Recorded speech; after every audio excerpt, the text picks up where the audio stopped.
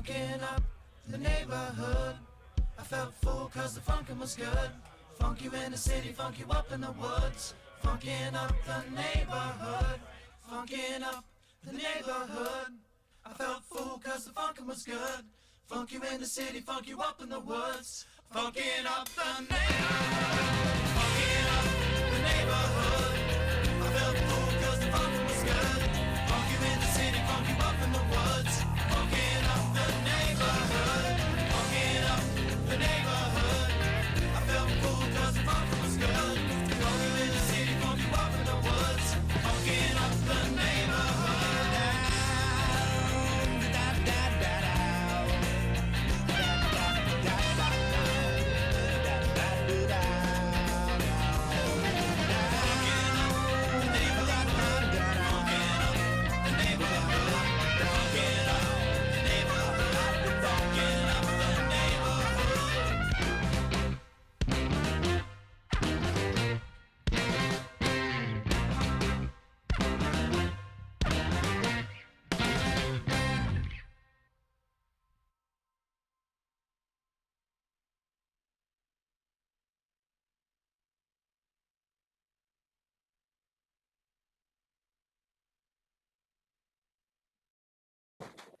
And we're live.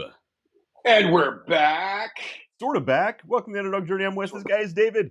And where in the world is David Leffingwell this time? Can't you tell from the background? He's in a darkened closet hiding from his wife. No, I'm somewhere in the Bahamas. I'm not exactly sure where. I did see land a little bit ago, though. There you go. Look, like I told you earlier, man, the phrase anywhere or somewhere in the Bahamas is literally better than almost anywhere else in the world, so that's a great place to be. Yeah, I'm somewhere out here. We just left an island. I'm on a Royal Caribbean canoe out here. Nice. Just having a good time. Look, I missed last week, and I told you that you had a hall pass to miss this week. So I don't want anybody to think that I'm taking a week off and making you work on vacation. That's all right. Nikki joined me on the show last week, and we talked about some travel planning, travel things of that nature. Again, we're trying to get her to launch a channel of her own. She should. And I honestly think that a channel based around really timing and understanding when you need to start doing things for travel would be a great thing for her. So West, Let's get to the important stuff. You just got back from Texas. What are you drinking tonight? Well, considering my birthday was a couple of weeks ago, I did receive a pretty great birthday present with a couple bottles in it. So one of them was Antique 107, and the other one is this delicious bottle of E.H. Taylor. So very nice. I'm not sure which way I should go on this one. What do you think? Dude, that's tough. That's tough. One. So when I have to get so I've had this decision. I've had this dilemma. When I get pushed, because you can only go one direction on this. You can only go from Taylor to 107. Right, you can't go the other way. Because if you start with 107, you're going to be like, when you hit the Taylor is extremely smooth whiskey. Right. And when you drink, naturally it is, but when you drink it after 107, then you're like, is this weak? There's nothing I don't know. Is this really weak? Is it? Yeah. Like, wait a minute. What's going on here? So my recommendation is the Weller Antique 107, but we got a couple viewers. So if they have an opinion on what you should drink, we have about a minute delay. Get your comments in as fast as possible. As fast as possible. Well, I'm thinking he's itching to crack that open. I'm thinking I need to pour some really heavy shots. So I might go with the Weller Antique 107 for some really heavy shots. Yes. That was fun. Moments. That was fun. So for people who don't know, Wes and I we're at Hofbrau. We got a few other people there. We got some actual business conversation happening here and there around the table, and we're deep into the lithium-ion battery protection world, right? And all of a sudden, we're drinking beer. We're just drinking beer. Boom. We're knocking back delicious. You go there for the beer, the Hefeweizen beer, right? next thing you know, this shot glass comes by, and I'm grabbing it, and I'm thinking it's some type of liqueur that's in between 12 and maybe 20% Yeah, and by the way, shot alcohol by glass volume. is an understatement. It was a very heavy pour. Yeah, well, they'll find out why it was a very heavy pour and why you're saying, I don't know if I'd call it a shot glass here momentarily. Because I was wrong. Oh, that was, Is yeah, that nice? yeah, yeah. That Gotta that go with kind of Taylor. that kind of gave me a bit of an erection there. I'm not gonna lie. That was a good sound. That was a good sound right there. Okay. That was That's that was a good pop. I'm sorry that I was the one that had to invoke that. I'm waiting for it to catch up over here and see if we get some likes and comments on it. But All right. So finish the so story. yeah, there we are. We're sitting there, and this shot glass comes by, and I grab the shot glass. I'm trying to rally the troops. Like, okay, I'm getting ready to drink some kind of liquor 43. I don't know what it was. It was pretty clear. It was fairly clear. Had a little haze to it. Looked a lot like what. Hold up that antique 107 bottle. It Yeah, looked very nice kind of suspiciously amber. about that color. Yeah. Yeah. And so I get the thing. I'm like, eins, zwei, drei, so far, right? We're in there. We're the German Everybody beer around hall. the We're table. doing There's probably 10 people around the table that are like, okay, here we go. Let's do this. Or, a couple people are like, are we really doing this shot? Are we doing this as a shot? And, cheers down the hatch. Now, I almost accidentally recreated it here, but down the hatch, right? And as soon as it hits my tongue, I'm like, in that moment, he knew he fucked up, Exactly. right? I mean, the moment that hit your tongue, you're like, oh, that was not liqueur. I wasn't supposed to So shoot I set the glass back down. I'm like, what the hell did we just drink? I'm like, that was Weller. I'm like, we just shot Weller? Like, oh my God, I feel like a freaking frat boy right now. Like just shooting whiskey, a good sipping whiskey. Right. Now, so later, another one comes through, and this next one, I'm like, what is this? Like, that's Antique 107. Yeah. So I love Antique 107, but I was already nearly 3 liters of beer in. Right. And now a shot, Yeah. a heavy pour, double of Weller Special Reserve. So, me and a couple of people, we start finding other people that aren't guarding their drinks so closely and start pouring our drinks into theirs. Because, like, we're good. We're good. But everybody, they're like, oh, yeah, let's do it. I'm like, all right, a little bit of mine. And then somebody poured theirs into mine. I poured it into somebody else's. I mean, like, we were trying to not drink quite so much on that occasion. And, we're raw. And I keep a little because it's Antique 107. So I keep a little. I drink that. Get a sip. And we're down there talking. Everything's happening, moving on. And another one shows up. Like, guys, Who's you ordering have these? got to stop this. Like, you guys have got to stop this. We no. We're 3 liters of beer in. The last thing we needed was 3 shots. And we did a shot ski. And we did a shot ski, you're right. And yeah, I mean, that was. But so it turns out the person who was buying all of those shots of Weller was the guy who was sleeping halfway down the table. He fell asleep. Well, I mean, yeah, he fell. Yeah, we're going to be polite and say fell asleep. Fell asleep. He's taking a nap. But a long day. I'm taking a nap. It was a long day. He drove all the way over from New York. He was tired. He's tired, and I was somewhere else, and I did a little bit of mixing of the bourbon and the beer, and I've discovered that I don't want to do that. No, don't do that. I'm good. The bourbon and the beer. No, the bourbon and the beer. If I drink, I can drink a lot of bourbon, and I can drink a lot of beer. Right. But if I drink a little bit of beer and a little bit of bourbon, I'm a lot of bit of drunk. Yeah, that's why they say don't mix. Works. You don't mix. Yeah, but don't cross the streams. But David, what are Yes, you drinking? that's what we say when we're at the urinal. Don't cross the streams. I always break the rule. That's why I let you go to the bathroom by yourself.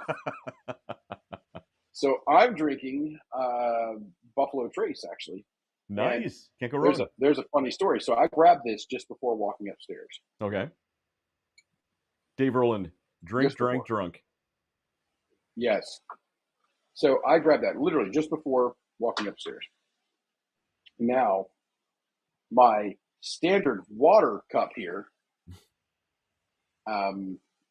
it has 3 locked away Buffalo Traces. Because I was like, I can't just order, because I'm on a cruise ship. Wait, so you have Buffalo can't Trace go in up your from water like- bottle? Yes. They can't hear me on the cruise ship. I mean, that's a fun cruise then for you. Yeah. So well, because I'm like, I'm gonna want more than one drink on the show tonight. For sure.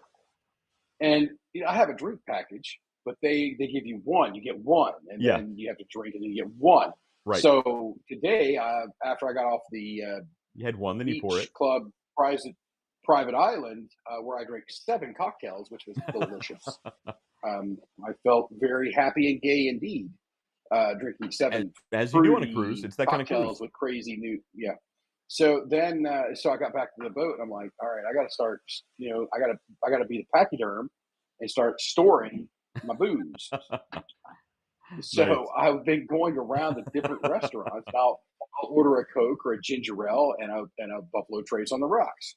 So then when the Buffalo Trace comes out, they walk away. I take the top of it off, act like I'm taking a drink of water, boom, pour it in there. Nice. Sneaky. And kept on going. So I got some spare Buffalo Trace here, which is crazy because that's the only. I mean, that's a water cup or glass, and that's all that's ever been in there is water. So Hilarious. So That's really funny. I'll have to. What I don't drink out here on the show, I'll have to dump out and then start over re-seasoning my water cup. Dump out. Dump it out right into a bigger glass. I got one in there. See, there you go. You can't waste good whiskey, David. Come on. Yeah, it's Buffalo Trace. Still pretty good. I mean, it's not like you're sipping on Jack and Coke over there. Oh my Lord. I don't remember. It's been a couple of years. But do you remember the last time you had Jack Daniels? Jack Daniels? No, I don't. Maybe that's a good thing or a bad thing. I don't remember the last time I had Jack Daniels. Do you remember the last time I had Jack Daniels? I don't remember the last time you had Jack Daniels, but I do remember the last time I had Jack Daniels. Okay.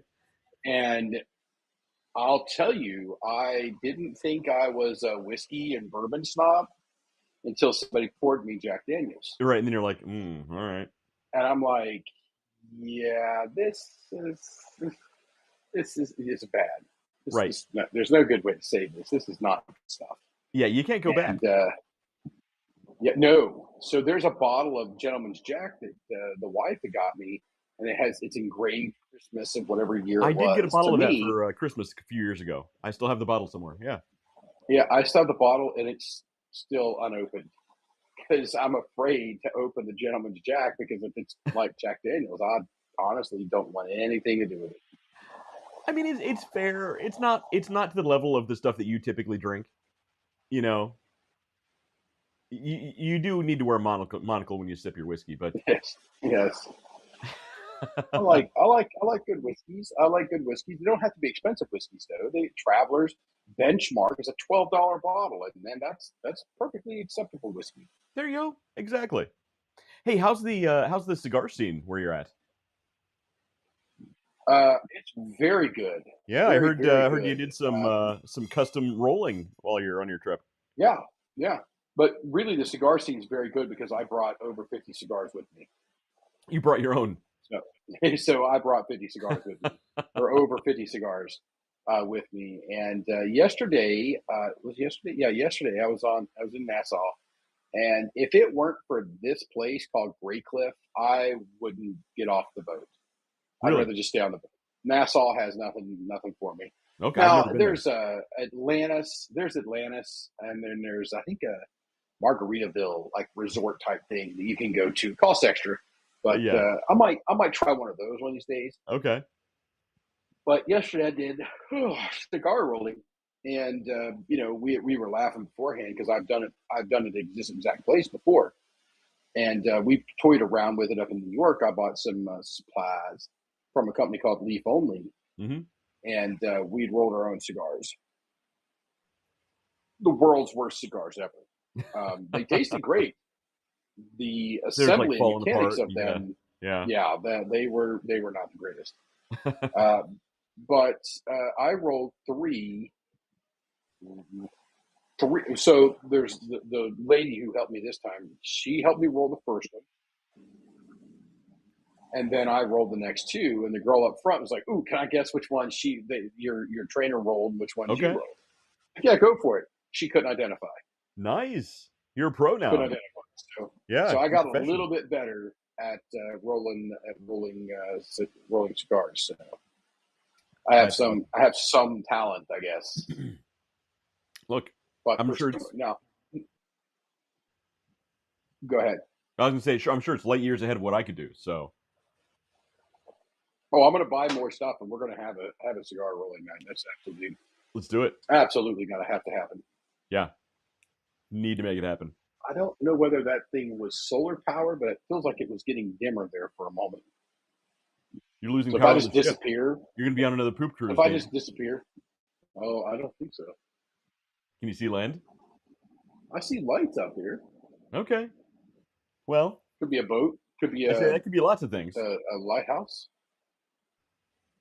So Yeah. you So lose power. I did not get out last night because I was hoping that I would remember because I think it was the Leonid meteor shower was last Oh, night. that's right. Did you and your kids get out? That was yesterday. No, we didn't. We were worried that when the Earth lost gravity for 7 seconds, we'd be thrown off in outer space.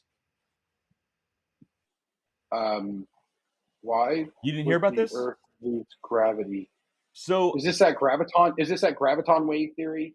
no, well, sort of. So there apparently NASA had a top secret project called Project Anchor, and due to a rare alignment of the planets, the meteor shower, different top secret government experiments, the Earth was supposed to have lost gravity for 7 seconds yesterday. Um, Uh, I don't think it happened, but I did take a nap for a period of time, so I might have missed it. But we were worried, so I didn't take the kids outside. I didn't want to get flung off in outer space. Loss of gravity does not create propulsion.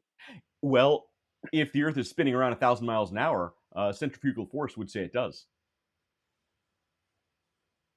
It said it lost gravity, but if it lost again, it's the loss of gravity, not momentum. Well, so the gravity would be lost. Well. So unless you projected yourself up, David, have you ever tried to stand on a Ferris wheel that's spinning really fast, or one of those little spinny things that's going really fast? Here's the thing: momentum. We have momentum going in a circle as the Earth rotates, right? Now, what happens is, due to centrifugal force, gravity is the only thing holding us to this ball right now. You lose gravity, centrifugal force takes over, and 7 seconds is more than enough time for everything, at least closer to the equator, to go whoop. Because your momentum is going this way, not this way. So, considering most of the Earth didn't die, and we still have an atmosphere, I don't think it happened. Maybe it'll happen next year. I think I did read about this. I think it was a graviton wave. This was a real. People were actually worried about this. This was a real conspiracy theory that was going around. Yeah.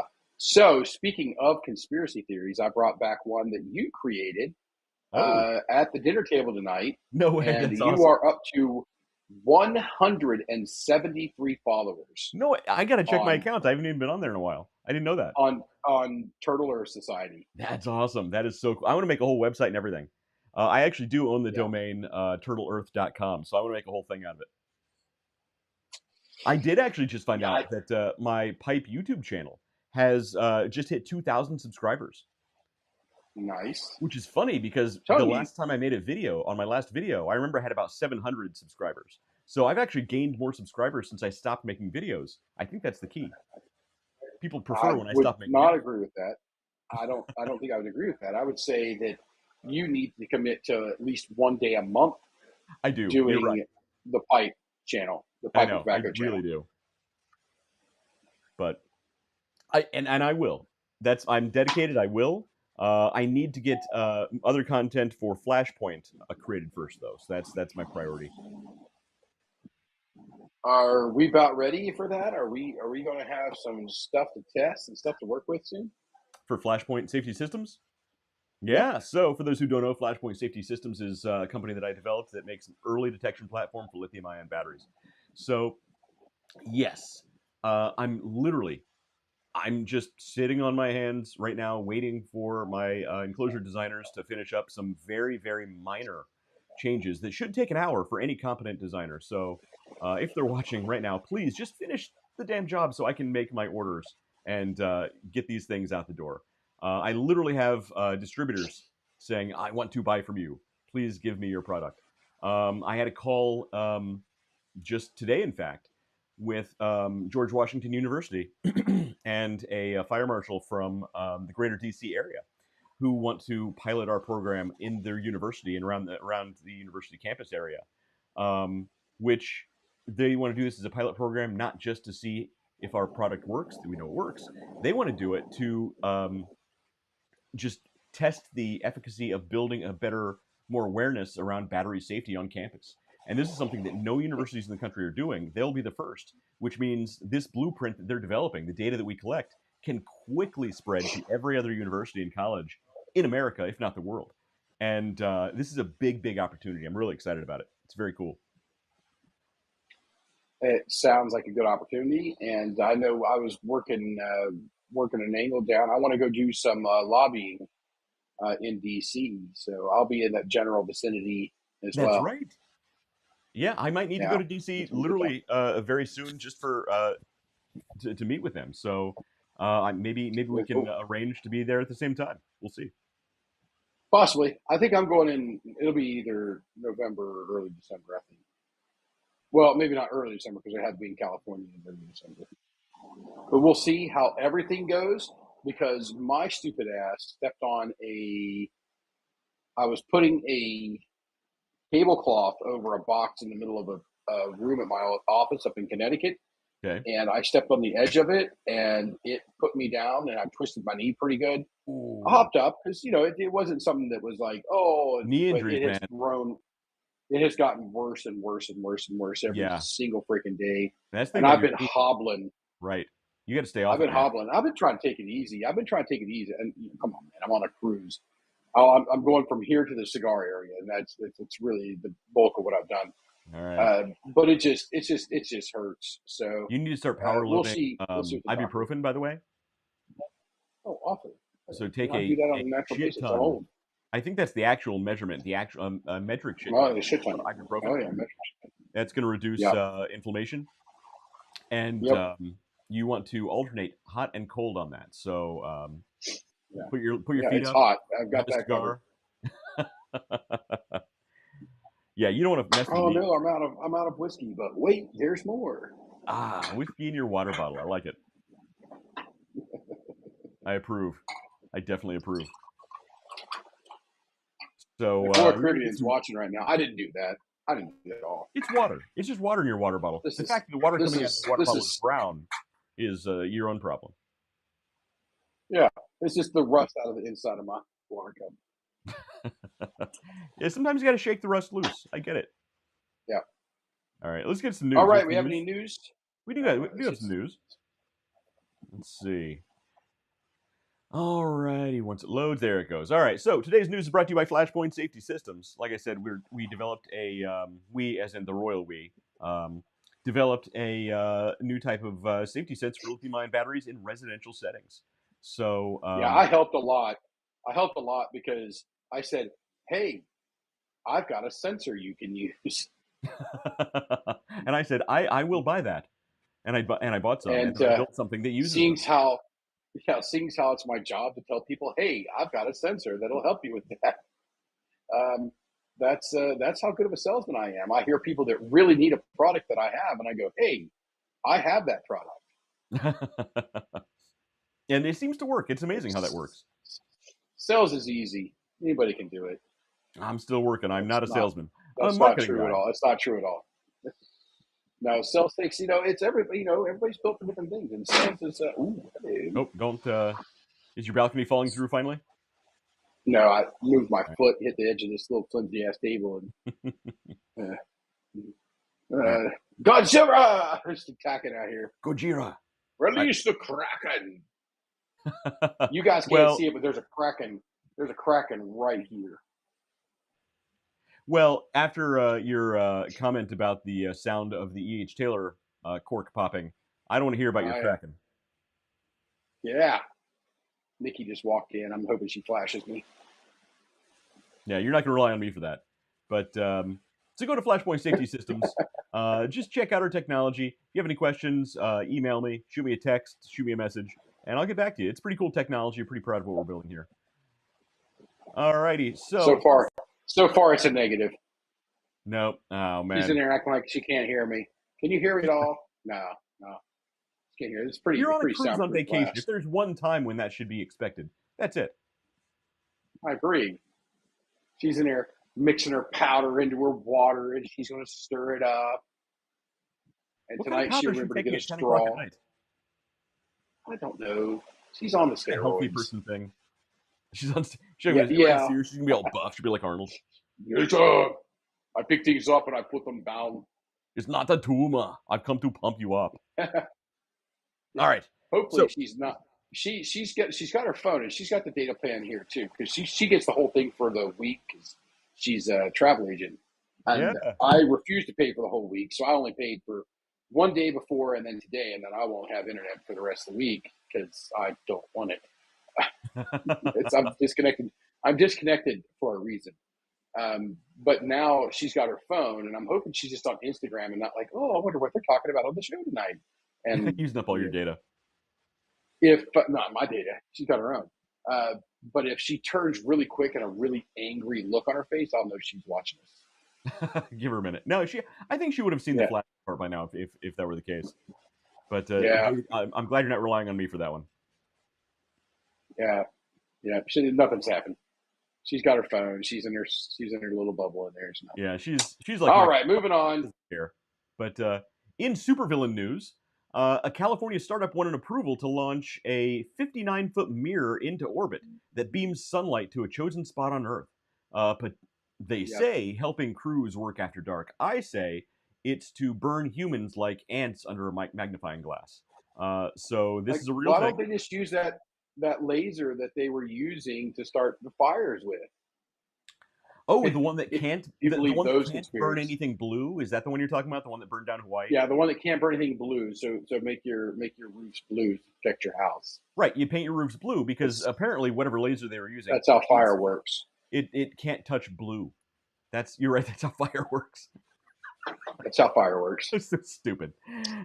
Yeah, some of the stuff. I mean, some of the stuff that people come up with is like. I bet you're one of those folks that stand in front of the elevator when you're trying to get on, and right there, you just go in the moment the doors are open, even if there's 15 people inside trying to get out. Well, there are also people who hit the elevator button more than once because they think that's going to make it go faster. Yeah. Click, click, click, click, click, click, click, click. Okay. That's nothing there. That's enough of that. Now that'll do, pig. All right, so this is a real startup, and apparently now we can work under a giant spotlight from outer space, and that's totally going to be awesome. Let's prepare for that. So, I read this the other day. And it was one of those things. I'm like, is that really the most cost-effective way to light up a work zone? Right? Like, we have lights. We have LED lights that are very good. Yes. Do we need a satellite that beams the sun? And I honestly look, here's my conspiracy theory brain going. I think there might be military applications for this. A reverse eclipse. During an eclipse, it'll share the light. We were making fun of the people that thought that they changed the sun out during the rather localized eclipse, and everybody else's sun stayed exactly the same as always. and they could see it the whole time. But there are people that believe that they literally changed the sun during that period. Well, that is true. During the last big eclipse over the United States, this is a real thing. They actually replaced the sun with a giant light bulb, which is why sunflowers no longer point at the sun. That's a real thing. Look it up. By the way, that's also going to be Well, on it's the a next real conspiracy conspiracy theory show we do with the Goalie Dads. So don't tell them. Yeah, we need to definitely do that. Another one with them soon. All right, so yeah, let's just face it. It's come on, California. I think the only reason they would do this is to launder money, because with Right. as Yeah. much focus as people's putting on them, it's Right. getting harder to commit fraud out there. And so they need something ridiculous like a high-speed rail. Well, they did that part. But something else to where they can fraudulently launder money into political campaigns and donations. This is 100% line Islands. pocket. And here's what they're going to do. They're going to play it off to Oh yeah. to their investors and all interested parties who don't know how things work. They're going to market this as, hey, we can just point this at our giant solar farm that we're also building, and it's going to have sun 24 hours a day, because that's also how things Yeah. work. Yeah. And also, what was the size of this mirror? Mirror. 59 How feet? big is the mirror? Let's see if it says. 59 feet. 59 by 59. Yeah. Big square. 59-foot mirror. So a 59-foot mirror, that's not a very big mirror It's not a big mirror. when you're Big talking enough though about if you focus it down to a reflecting pinpoint. sunlight. It's big enough So that it can't be a flat mirror. You'd have to be able to flex the mirror. It's probably create a I would focal imagine point. it's flexible. But think, if you could focus this down to a pinpoint and aim it at like a person, you could cut through them like a hot knife through butter. That's actually a useful application. But the sun's asleep at night. How is it going to work? Well, the sun is always there. It's This not is like it no. goes This is a away. joke for the lady Oh, who okay. made the comment on the internet about we can't land on the sun. Why don't we just go at night? I didn't see that one. That's hilarious. I hope someone actually said This that. goes back. She actually did. Actually did. I'll bet she's also a flat earther. I love those. That's Yeah, actually good why the Turtle Earth Society was created. Turtle. Is literally just to screw with flat earthers. So what's funny is I think it made your site more legitimate that you were taking swipes at the flat earthers. Yeah. Turtle Earth greater than Pancake Earth. Yep. Was one of the images there, and that was nice. It was good. Yeah. AI is fun. All right, what's next in the news? All right, here's the next one. This is a good one. Your consciousness can connect with the whole universe. Groundbreaking research suggests, especially if you have THC in your system. This groundbreaking clue about the architecture of consciousness supports a Nobel Prize winner's theory about how quantum physics works in your brain. Because we're all totally connected. That's interesting. Yeah, I mean, yeah. And I did read the article, but here it's asking for a paywall now. I should have bypassed that. But I will say, it goes on to talk about how the brain actually does work on a quantum level. It says there are microtubules in the brain that actually have quantum entangled properties built into them, meaning that they're actually, in a small way, able to remember the future as well as the past, which explains things like intuition.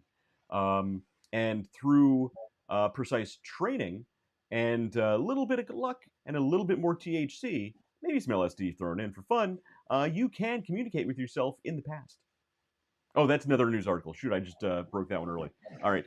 But yes, better move on quickly. You can also connect to things throughout the entire universe. Jesus. Sony's going to try to put a subscription on that. Yes, they will. I'm sure Disney Plus is already on it, and Amazon. Yeah, they're all vying for universal connectivity. Yeah, in case you're like, oh, maybe I should get some new socks, and then tomorrow the socks just show up because you thought about them in your Amazon Plus account, and now you don't have money because you bought a bunch of socks because you thought about, I need socks like 50 times, and now you got 50 socks. Well, that's true. Have you ever been thinking about something? Like, you didn't even do a search for it. You didn't even talk about it openly. But yet you were thinking about something very random. The very next day, you're seeing an ad for exactly that one thing. This is how they're doing it. This is how they're doing it. This is how they're doing. They're in your mind, It's man. quantum tunneling into your brain. Now, as some of us may remember, some of us may not. I actually had a really. I thought it was a pretty good idea about how to communicate with yourself into the past using the double slit, essentially the double slit experiment. So, on a cosmic level, if you sent out satellites and performed the double slit experiment, where it would take light multiple minutes, if not hours, to travel from one satellite to the next, you could actually communicate with yourself into the past using the double slit experiment and just ones and zeros, just make it binary. I could go into detail on that, but I'll spare Yeah, you. I mean, a light hour is a long way. It is, but I mean, look, we already have. that's But you out think there. if they were planning for this back in the '60s or '70s, I mean, we already have Voyager out way past the edge of the solar system. You know, it's already approaching that. Yeah, he's Apparently, out on the edge of the heliosphere. yeah, Uh, it's Voyager 1 and approaching 2 Oort both, cloud. but yeah, it's just on the outside of the heliosphere now. But that was what 40 some years ago, Right, but no think more about than that. this: if in the 60 years 40s, ago. if in the 40s they were anticipating this sort of thing in physics, and they took that time up until the 60s or 70s to build Voyagers, sent those out, they could potentially have a working large scale double slit experiment happening right now. It's called quantum erasure, where a one or a zero can potentially change based on an outcome of if you look at something or if you don't, if something is monitored or if it's not. So you could potentially use that at the speed of light to communicate with yourself up to hours into the past. And I believe, here's what I believe. I believe this is how AI is creating itself right now. A future AI is creating itself in the past. It's Skyneting itself. Oh boy, Wait for the conspiracy theory. Sarah It'll be fun. Connor. It'll be fun. What else we got? All right, we got more. I don't talk about this stuff a lot because I know David hates it. All right, here's some out of Florida. Since David's close, Class. I'm not sure what the acronym stands for. Class Steakhouse Soiree in Hollywood, Florida, offers nude dining once a month. Does not Nude sound sanitary. dining once a month. Nude dining. Yeah. Do not order the soup. Don't order the clam chowder, whatever you do. Yeah, see, the first Monday of every month. So, David, if you want to make a trip down to Florida, don't invite me. This is a real thing. I will. I thought about trying to pull up the video that I saw originally. I couldn't find it. I wish I could have. Oh boy, It's mildly racist.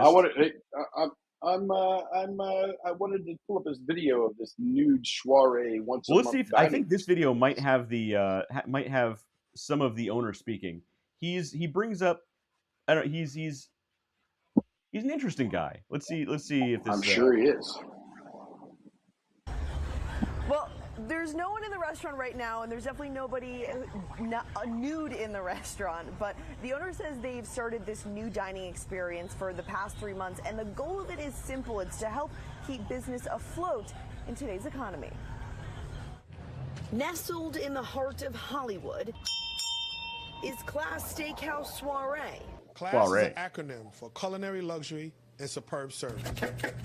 Culinary luxury, cool. It's a culinary, but culinary luxury and supreme service. Owner and chef Murad Ali says they've been up and running for about 8 years. Now you can enjoy a nice meal here any day of the week, but there's one night a month where things look a little different. The first Monday of every month, we have our nude dinner where guests can come and just take their clothes off and have a great dinner. Ali says the blinds go down and the clothes come off. It's legal because the windows are completely blacked out. No one can see from outside. Our staff are fully clothed, so there's no entertainment from us. The entertainment is just dinner. He says the idea came after the restaurant hosted a private party for nudists. Once the event was finished, my idea said, let's do it ourselves. I'm just hoping after these events, they clean the chairs. I mean, Yeah, it's Florida. It's hot. Swamp ass is a thing. it's Also, sweaty. Yeah, people who go to these things probably aren't the people you want to see. yeah. I'm willing to bet these Yep. are not like hot 20-something-year-olds. No. No. It doesn't sound No. sanitary. It's like you're looking. It's like you see a hair in your soup and you realize, oh, that's mine. That's not. Nobody wants that. I'm gonna stop. I'm gonna get bad idea. And he's like, "Oh, it's about staying in business." I'm like, "That's the best you can come up with is to stay in business and keep your business afloat." Is Yeah. naked dining. Naked dining. Again, maybe they have plastic covers on the seats or something that day, but I don't like any part of that. I don't like any part of it. I don't even want to eat when I'm No, naked. I'm good. I don't. No. I need to be fully clothed while I eat. I don't want that around my food at all. So that's You and I are different people. you got to do what you got to do, David. I will let you enjoy your time in Florida Yeah. without me. But sticking Yeah, with but again, Florida, those two.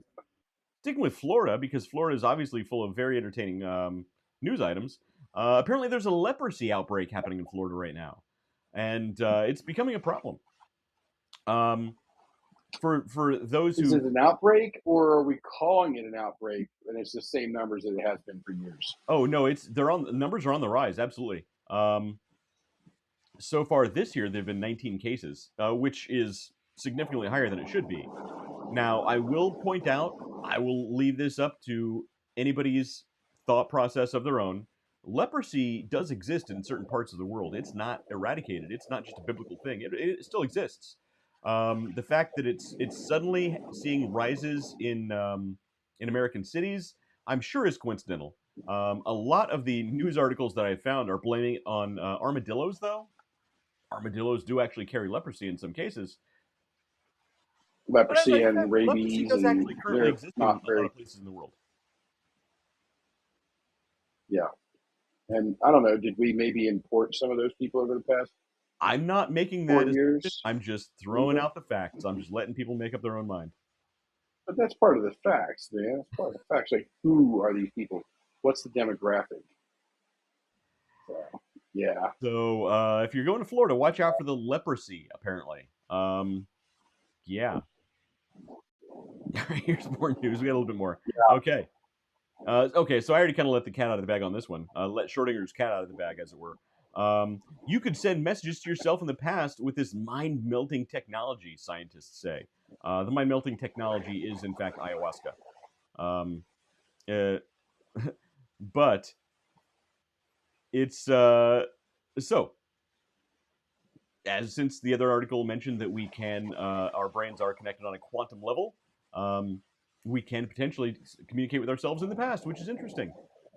Especially since, as we all know, time itself is a quantum fluid singularity, and just the confluence of the causal and retrocausal fields collapsing into that singularity.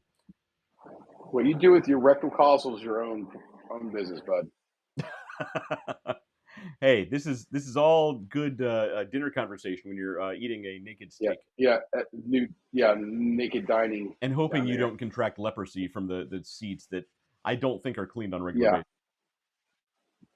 Yeah, I don't think there's enough steam in the world to clean those things and get me to go in that place.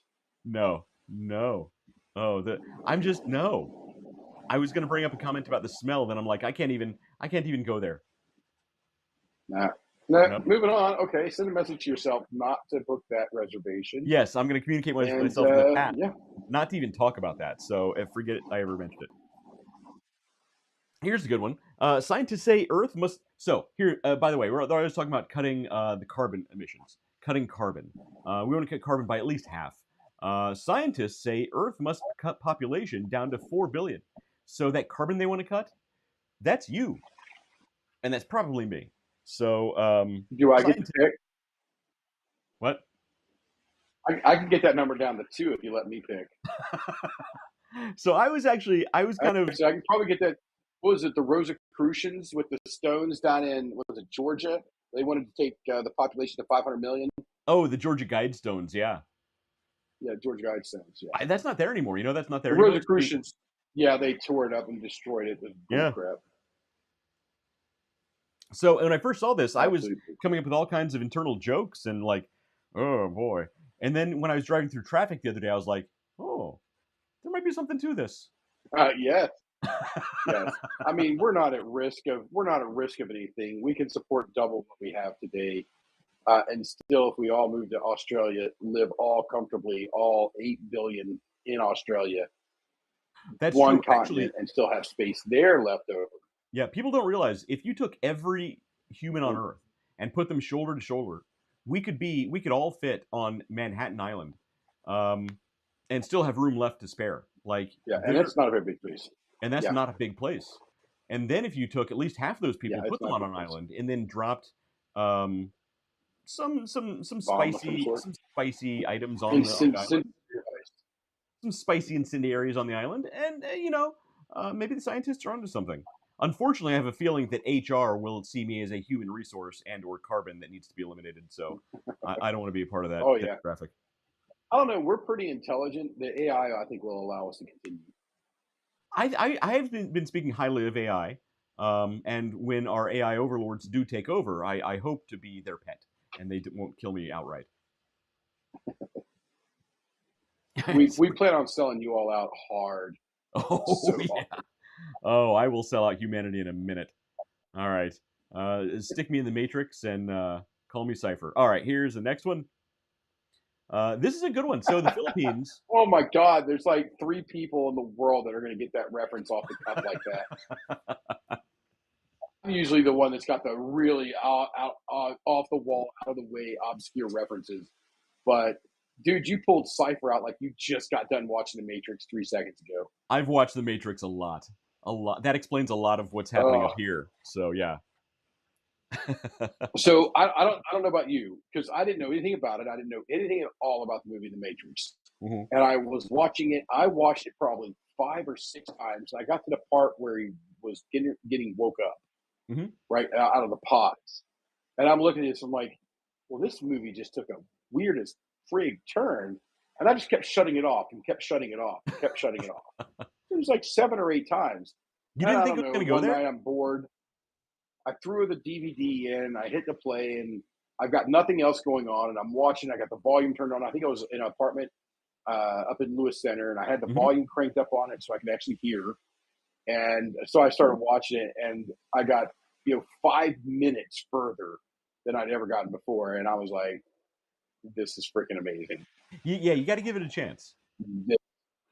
This is freaking amazing!" And then I watched it, and I've watched it. I cannot possibly count the number of times I've seen it since. Yeah, I've seen The Matrix a lot. In fact, one of my favorite Doctor Who episodes is actually one of its lower rated episodes, more forgotten episodes, was the Peter Capaldi episode where he's in the simulation and all the humans Yep. keep ending themselves because they discover Yeah. this dark secret they're in a simulation. And people forget about that Yeah. episode. I love that episode. It's one of my favorites. I remember the episode. The only thing I hated slap about your hand on the table 3 times, Yeah. and then shout out a number. Right. I love it. But the thing I hated about it, you know what I'm going to say. It was a pearl. The Sonic sunglasses. I can't. Sonic Oh, always with the sunglasses. Yeah. I know that was Peter Capaldi's idea, but that's why you don't let actors have ideas. No. Dance, monkey, dance. Exactly. Make me laugh, monkey. Don't try and come up with the original ideas because Yes. they're not good. All right, so I grind the organ, you dance. Move on.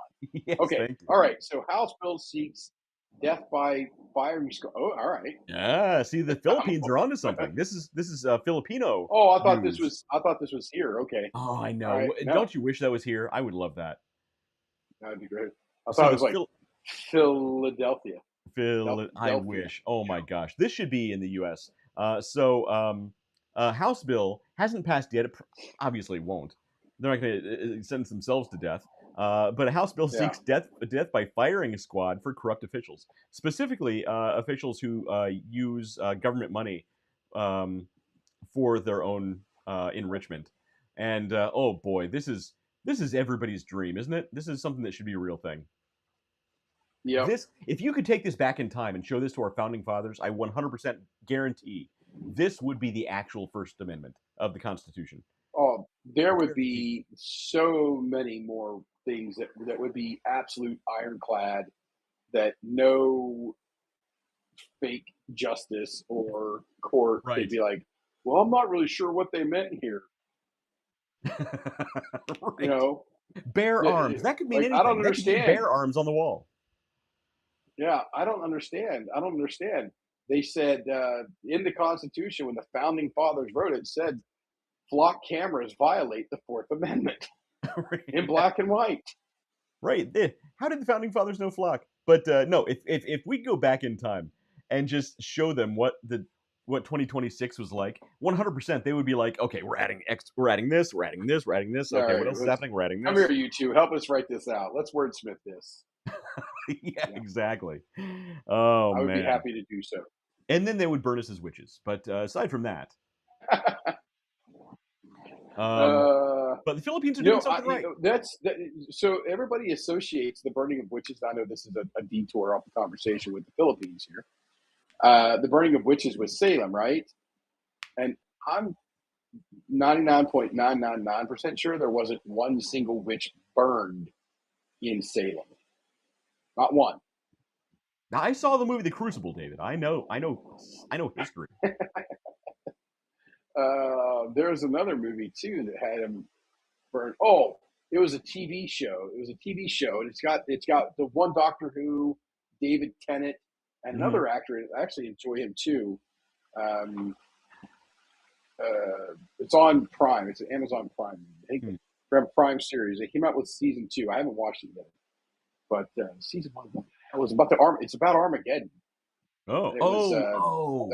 It's an angel, and with David Tennant. Shoot, what's it called? I know what you're talking about. I know the show. Season 1 was great up until the finale of season 1. Season 2 was, you need a very specific political mindset to watch season 2. I don't want to spoil it for you, but I probably don't. Then I probably don't have that specific. I couldn't make it all the way through season 2. It was insufferable. Yeah, like Upload was such a freaking great show, and then season 2 came along, and I mean, it wasn't wildly political, but it was just so different. It was a whole new set of writers that hadn't watched season 1. Right. So they told them about it, and they wrote season 2. With the success of season 1, they brought in new writers who they paid a little bit more, and the new writers were like, all right, time for my agenda. Where's AI? I gotta pump it was shit. Yeah. It was shit. I didn't make it through. I don't think I made it through episode 1. Maybe choked my way through episode 1 and got to episode 2. But I know I didn't get any further than that. But season 1 was so freaking good. So freaking good. It was crazy. All right. It was really good. House bill seeks death by firing squad in the Philippines. We'll kill the filibuster and we'll adopt that here. Kill the filibuster and kill a few of the. All right, I'm not going to go there. That's going to get me banned everywhere. Yeah. So, it's everywhere. I can't finish that sentence. Everywhere. But that's so the Philippines might need to make a trip to Manila. Maybe they need some battery safety in Manila. Let's make it happen. That's somebody else's territory. They can go with that crap. I'm not going to. Well, you might be going on that hemisphere of the earth at some point soon. I'm not going to spoil anything, but you might at least fly over. Well, there's a possibility. One of the things is falling through because we have idiots doing stupid stuff for stupid reasons. I understand. And I totally get it. My wife came out here with her a bit. Now she's going back inside. She's too good for us. Didn't say a single word to me the whole time I was out here. Rude. She's too good for us. But David, so she's making finger gun at my head. now she's doing got like AirPods in. Yeah. No, I'm just torturing her. But David, she married me. She knew what she was getting. Yeah. Oh, and that's why I tell my wife that all the time. I was like, you knew what you were getting into. You have no right to complain now. Yeah. Yeah. Don't come to me and say I've changed. I'm the same exact freaking person. Right. Yeah. On a little more cynical now. But that's it. On our first date with my current wife, I joked. I told her I was going to order for her and order the light a salad with light dressing. She laughed at the time. She has no room to complain now. Yes. The lady will have a salad-like dressing, please, and a glass of water. Tepid. Exactly. Ice water. Bring me a giant steak. Thank you. Yes. Sub ice water. Sub water with exactly 3 cubes of ice. You have room temperature tepid water. Tepid flat water, please. Nikki would love that. That's her go-to. This water I've got right here. Yeah. I mean, it was cold when I first got it. It was. There's nothing here that's cold. They don't understand proper refrigeration on a ship. They're like, oh, they're sweating their ass off everywhere else, so we don't have to cool this stuff all the way down because they're going to think it's cold because they're dying. Heat stroke because we don't give them proper air conditioning. There's nothing in here that's actually cooled the way it's supposed to be. So, but for Nikki, she's like, just leave the water and drinks it warm and blah, blah, blah, blah. Well, supposedly it's actually better for you. I've seen lots of videos talking about how warm water is actually better for you than ice cold water. So Yeah. You put warm water and then mix some cocoa and make hot cocoa out of it. I'll be interested. That's the only hot drink that I actually drink. So I like cocoa. I'm in, especially with a little bit of you Irish that thing up. You get yourself a drink. So I made from my favorite chef. I made hot cocoa last year, and I messed it up something fierce. It was essentially, brother. This is complicated. I've seen you cook gourmet level filet mignon, and you're messing up hot cocoa. Hot cocoa. Okay, well, it's complicated. The cocoa is far more complicated than the steak. Mm-hmm. But it came out. I mean, it was. I could have done a little tempering to it. Oh, it's such a sexy sound. So I've been told. I could have done a slight bit of tempering and a couple of small additions and made the world's finest milk chocolate. But it was essentially the center of a. Have you ever had a lava cake that's got the molten chocolate inside of it? Ooh, yeah. You cut it to. It was essentially that consistency. I made a mistake with the cornstarch to help thicken it up. We wanted it, thick and creamy and everything, but I made a mistake with cocoa. I told you it's a complicated recipe, man. Yes, complicated. I don't open the pouch, pour it into water, and stir it. I got a Swiss Miss over here. You're putting cornstarch in your cocoa. Okay, go ahead. Yes, but everything I do is it's all completely from scratch, and I made a mistake with the cornstarch. And I instead of thinning the cornstarch with water first, or milk or something like that first, and you made oobleck. I put the cornstarch in, and I made a chocolate ganache that'll make you want to slap somebody to get more of it, and it was delicious. It was rich. You made more of a mousse than a. I made a rich chocolate mousse that I'm telling you, 1 tablespoon, a big spoon. So 1 tablespoon of that, it was great. It was phenomenal. But here we were trying to put it in cups and drink it, and that it wasn't having any of that. I'll have a scoop of cocoa, please. Yeah. Yes, I have a scoop of hot cocoa, but it was absolutely delicious. Nobody finished a single glass of it because there was just no way to. That's hilarious. It was so freaking rich. That's funny. Man, that's a good water bottle. I gotta get a rusty water bottle myself. That's a good one. Rusty water bottle here. Hey, David. So by the way, I since I was near, I was in Texas in the Galveston area. I was in the Gulf of America area. I got you a gift. Oh, did you? I did. I got you a gift. A Gulf of America. Oh, there we go. This is for you. So next time I see you, I'll put it on right now. Here, grab it. There you go. That's it.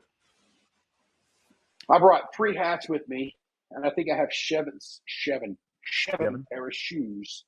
Here, Sean Connery. 7. I have seven pair of shoes here. What do you have so many shoes? What do you run? So I'm I don't even own 7 pairs of shoes. I'm throwing the shoes in. I'm throwing the shoes in the bottom of the thing there, and Nikki's trying to take a nap, and they're like smack, smack, around, around, around, right. I keep throwing them in there. I'm like, I've got 7 pairs of shoes. I might be gay. Right. And Exactly. she woke up long enough to laugh at that, and then back to napping. I literally She all the was, shoes I own. I definitely don't own 7 pairs of shoes. I have maybe 4, so I've got 2 including suits flip-flops. with me. I've got 2 suits with me. So I got the black suit. I got the blue suit with the dress. I got black shoes, blue shoes for dress. I've got a pair of tennis shoes, so that's 3. I've got a pair of sandals, the Under Armour sandals. I've got a pair of Olakais. No, I got 6, and a pair of Sambas from Adidas. I feel like I'm missing one, so I got 6 pairs of shoes here. Okay. Hey, look, I'm judging a little bit. I'm not judging though. You got to do what you got to do. So I'm telling you, we should end the underdog journey. Okay. And we should start a channel that says we listen and we judge like a mofo. Exactly. Instead of that, we listen and we don't judge. No, we judge. We listen and we judge like a mofo, or we judge like hell, or something along those lines. And then we just watch people do things, or tell about their guilty pleasure, like right, and just absolutely eviscerate them. See, that's it. So everybody has their safe spaces judgment. now. We need to make a new show, which is Unsafe Space. Unsafe spaces. Right, where we got to get the URL for that, because like it's literally just us judging people and just destroying them. And you know what? A little judgment goes a long way. I think we need to let's bring shame back. Let's make shame a thing again. Yeah, there was somebody the other day, because the Make America Great Again and all of the Healthy Again and all these other things was make bullying great again, or something like, or bring back bullying or something along those lines. And I think there's something to that. You know what? There's definitely some benefit to it. Now look, there are limits. I say bring back healthy limits of bullying. Healthy bullying. Do we let Kennedy? I think there's certainly unhealthy bullying. Like, I don't think you should find like the special needs kid at your school and bully them. Those kids who bully those kids, they need to be bullied themselves, right? So I think healthy bullying. So there's healthy bullying. There's healthy bullying. So you don't get to bully them unless they bully those people. So there's It's a cycle. It's a cycle of bullying, and it has to be complete, because otherwise we get what the hell's going on today, and everybody's got their faith thing.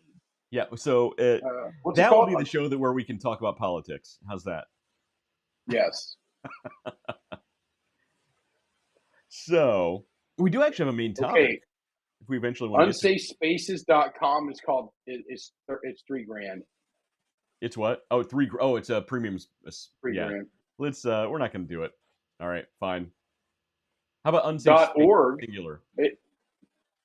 .ai is $50. .ai. Okay.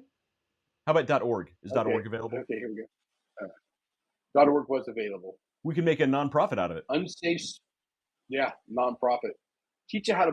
This channel is dedicated to teach you how to bully people. Exactly. And bullying.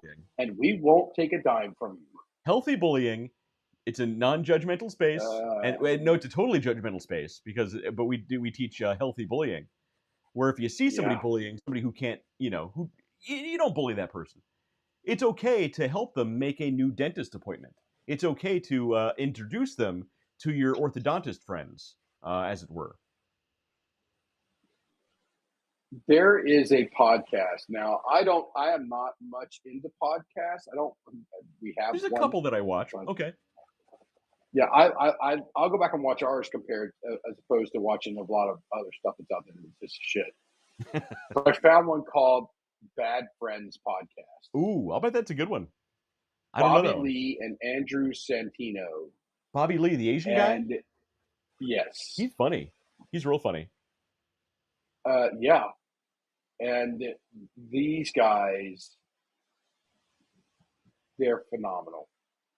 They're phenomenal. It's like it's so I'm gonna tell a story from today. Okay. This is how you know the world is able to heal. My wife. You're not in West Virginia anymore, David. West Virginia anymore. Okay, so I'm sitting at the pool bar All right right. in the Bahamas, right? I'm on Royal Caribbean's private island. I'm sitting in the pool bar. I'm As you do. It's not more than spoiled at all. Go 3 ahead. or 4 cocktails in, and these 2 lesbians come up and sit to my Now, are right. these micro center level lesbians, or are these like No, okay? they're like your normal lesbians. They're normal. And Okay. she walks over. The one girl sits on the bench, and the other girl kind of sidles in between me, and there's a lot of space in between these. We'll call them booths or benches or whatever, the stools. And she kisses her wife, their girlfriend, whatever have you. As you do. Okay. And so I leaned over. I said, "Hey, no sex in the champagne room." So at first they're like, they don't really know how to take it. So they look over at me. She's like, "That's my sister." I was like, "What in the West Virginia are you talking about?" You said this to them. And Okay. yes. So they lose it. They're like, "Yes, this is where we need to be." What's That's funny funny. was I was meeting, there were some Freemasons, a potentate from West Virginia, and a couple of other people were on a potentate's trip. They're out there. I'm talking to them. Guess where they're from? West Virginia. Oh, that's hilarious. So I was born in West Virginia, so I feel comfortable making fun of West Virginia because that's where you're from. And so I was, we made made that comment, West Virginia, and we were just the comedy that happened in like 15, 20 minutes at those 3 booths was Yeah. absolutely insane. That's funny. They left very disappointed when they found out that I was on the other boat, because they were like, "We're going to drink with you tonight." And I'm like, "Sweet, Yeah. I'll be on deck 15. I'll be where the cigars and whatnot are." And they're like, "15? Like, wait, are you on the big boat?" I'm like, "Yeah, I'm on this boat." And I had a card that had the boat name. Like, "Oh, we're on the other boat," and they were not very happy. Oh man. So, Well, much so to your wife's chagrin, you couldn't hang out and drink with the lesbians who were making out at the bar. yeah, I was like, "What boat are you guys on? Is that Royal Caribbean Scissors of the Sea?" And You didn't say that. oh, absolutely, they fucking lost it. Oh, it was great. I mean, I told you, the comedy that It was came pretty out of funny. this And you know what's interaction funny?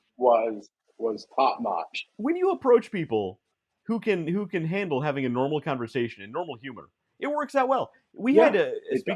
speaking of lesbians, we had a great interaction with some ladies at the Crafty Pint after one of our shows. Who they sat at the bar. You remember this? Oh yeah, They sat at the bar and they came yeah, over, yeah. and I think they thought that like we were like gonna disapprove of them or like judge them or cause them trouble or something. Yeah. Because they're like very like guards up when they first came over, or we started. Yeah, they were talking. very guards up, and they were And like very. by the end of the I conversation, think we're they having kind of wanted to drinks be and doing standoffish. shots. Yeah, 3 seconds in, they're like, "Oh no, Yeah, these guys are we okay. misjudged this situation. Yeah, we misjudged this situation like crazy." Yeah, and then another guy has We to start showing inappropriate photos, and it's like, God, man, come on. yeah, that was. He's like, He "You didn't know what? We're gonna understand. stop right there. We're gonna stop right there. We're gonna stop right there." But yeah, it's funny if you approach somebody just with Oh, a good good understanding that they're people, your people, just have a good conversation, people can get along. 100%, I guarantee Right. you guys do not share any politics in common, but you still had a great conversation. You had fun. You Amazing talked. conversation. You Yeah, drank. They wanted to come drink with you again yeah, later. Leave politics out of it, yeah. and people can get along. Ninety-eight People get percent. along. 98% of the stuff we're gonna be just fine. Yeah, On those 2% of stuff, I don't have a problem them being against me on that 2% stuff. Doesn't yeah, matter to me at and all. that's fine. I want them to stand their ground, and I want them to hold their own. Just don't And make a that's law it. that makes me the fault. That's all. Now, I have another thing came from earlier today as well. Uh-oh. All right, there's a bartender back there. Now, I'm gonna tell you this right now. Okay. You got to hire people for roles. Okay. For roles, like you have this to do, like it's sales. Like I said today, I said Sure. earlier in the show, I said, a salesperson's a salesperson. People have And their strong it takes points. a certain type Some of people person. do, Yeah, some people don't. exactly. Yeah. So this guy is back there. He's been a bartender, and he's working as a bartender, but he's not a bartender. He's somebody they hired and then gave him some bartending training. He's not Tom Cruise in Cocktails, what you're saying. Yeah, he's not anywhere close to that. Okay. So he's just kind of wanders off and throws a drink away because it took him 20 minutes to make a drink for me. and I ordered it from somebody else. You When he threw it comes away? back, he's like, "Oh, you can't have two. You can't have two." And I'm like, "I haven't had any, and you freaking threw my drink away." But so he walks away, and I'm like, "That guy's a dick." I look over, and there's this like 14, 15-year-old kid, maybe 12, I don't know, some younger man to the left of me. They all walking up ordering their sodas and Sure. whatnot. Okay. And so he's sitting there. I'm like, "Oh, I'm sorry. He's a penis." And I stopped. I was like, "You know what? I Oh. think that actually sounds worse." That sounds way He's worse. like, Don't ever say "That that sounds so word to a much. 14-year-old on a cruise. It's like that sounds so much worse." It does. So we have a whole group of people there, so I was protected just from the situational Right. Yeah. that it was. And I'm like, so I wanted to pose that question out to the general populace, like, would you rather be called a dick, or would you prefer to be called a penis? Dick is way more preferable. Call me a dick, please. Right. I mean, Yeah. yeah, I'm with you on that.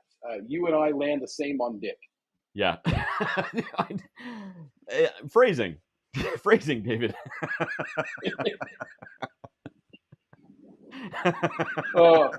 If You're right. David Both Rowland's still if David Rowland's still watching, he's losing his shit right now.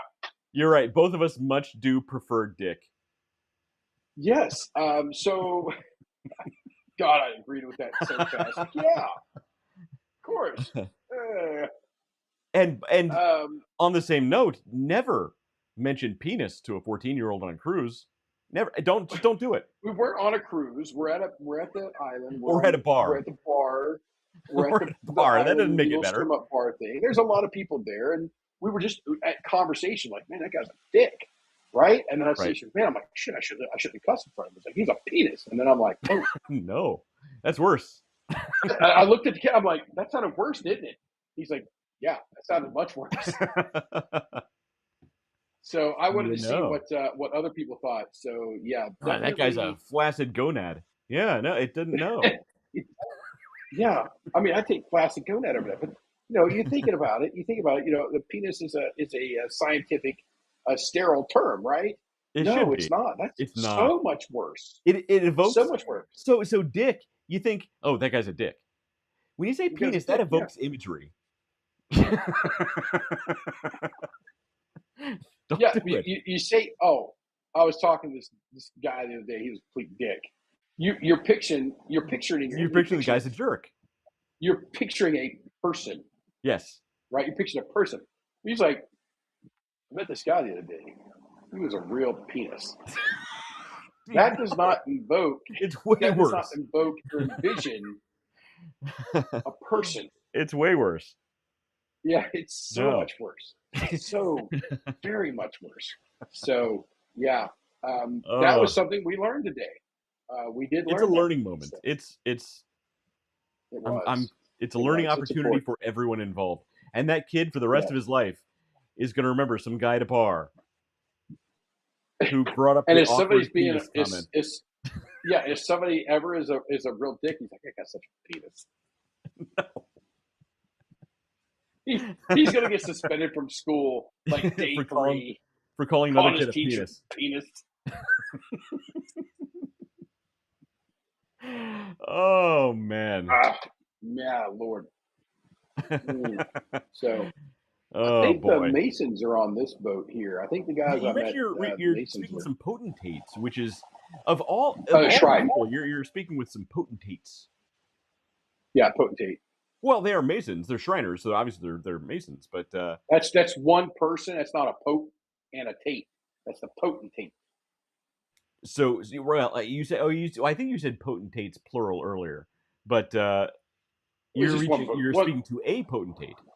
I was talking to a potentate. It was the potentate's trip or the potentate's whatever excursion travel. I don't know. Was he wearing flip flops, David? I gotta ask. I did not see his feet. Well, because you got to look for the potentate. They were underwater. You got to look for the potentate toes. See, I don't speak to adults anymore. I only speak to my children. So this is the kind of thing. This is how my mind works now. Yeah, you need to start speaking to more people, man. I really need to leave the I house. agree. Is what that joke tells me. Yes. Yes, yeah, it's potatoes. So I'll tell you, they were building the Lexington Ambulatory. What's the LAC stands for? It's Ambulatory Center, Hmm. and I think it was there's a name of a street there for the Children's Hospital, Oh, cool. and it was just when we were doing the fire alarm work there at the time. We just learned what the name of it was going to be, and they call it the LAC. And so I called. I've called Brian, the guy that works over there, and I'm like, "Hey, are you allowed to wear open-toed shoes at the building?" He's like, "No." I'm like, "So they're lactose intolerant?" Ah, but I'm bummed. That's a good. That's a good one. And That's a good one. I, So Sam is watching. He says, "Does Tate good? Does Tate good?" Hey Sam, what are you drinking, by the way? Because this is Sam, Thursday. We're all are having you fun. drinking? Yeah, No, Sam's a it's a good guy, Thursday. man. I wish Sam lived locally so I could go out and have drinks with Sam. Because Sam's a Ah, good guy. I was had the benefit of flights to meeting him. California are only $600 a person. Chump Six change. hundred dollars, just drop it, head off to California, Hey Sam, to if you got a spare LA. bedroom, I'm just gonna come out and hang out for a while. So Yeah, so got Dave, a we do actually have a it's main got a nice topic if you want place to up get to there. it at some point. We do have a main topic. Main topic. Name. Um, so Or yeah, we could just shoot the breeze and have some fun since you're on a cruise. yeah. Well, I say we don't be penises, and we get to the topic because we Oh no, promised the folks a show. we're not having steaks in Florida. We So can put the penises show the away. penises. Put the penises away. Sheathe those bad boys. Sheathe those penises. It's getting worse. I'd It's like, getting worse. I'd like to be the maitre d' at that place, Ooh. sir. Uh. Your penis is not showing. Oh man. It's you got to be real careful when you hand the steak. It's a steakhouse. You got to be real careful when you hand the sizzling steak plate to the Yeah, people. Like it. Careful. yeah. It's real hot. And The only soup is vichyssoise. yeah. The It's served cold. In case you don't get that joke, it's served cold. yeah. That's Yeah. Anyway, I so was at the Sam, pool. you All missed right. it.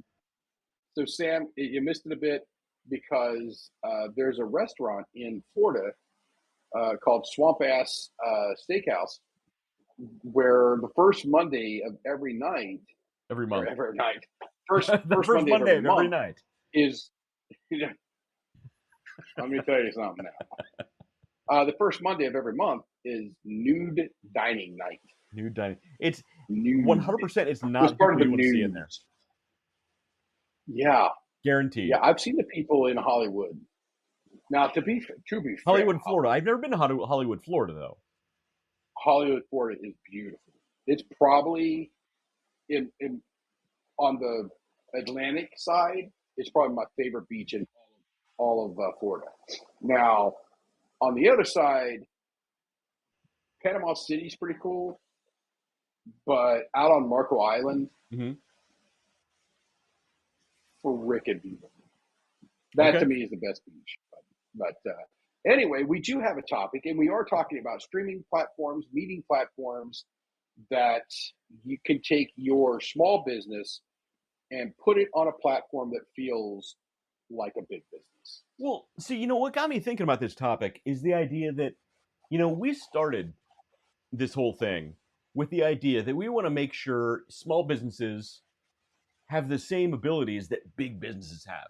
That's actually how I Yeah, built a lot of my personal marketing agency for, I hate to say decades, but literally decades, allowing, small guys to you play in the old. same field as the big kids. They don't have multi-million-dollar Yeah, marketing budgets, but they can still play on the same playing field if they know how to use the tools, what tools are available to them.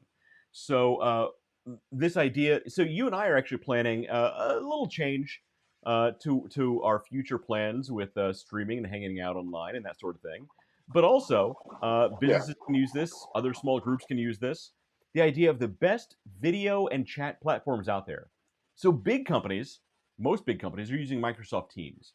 They're using Teams across their enterprise, and most people who use it, who are required to use it, hate it because they know for a fact their bosses are spying on every single word they say.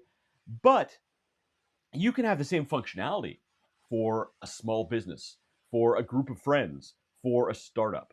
You have the exact same functionality and do it for free.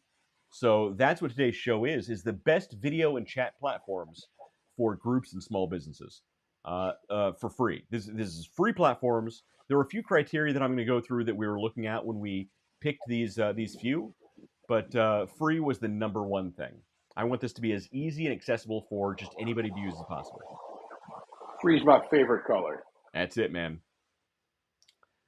So some Well, let's dig in.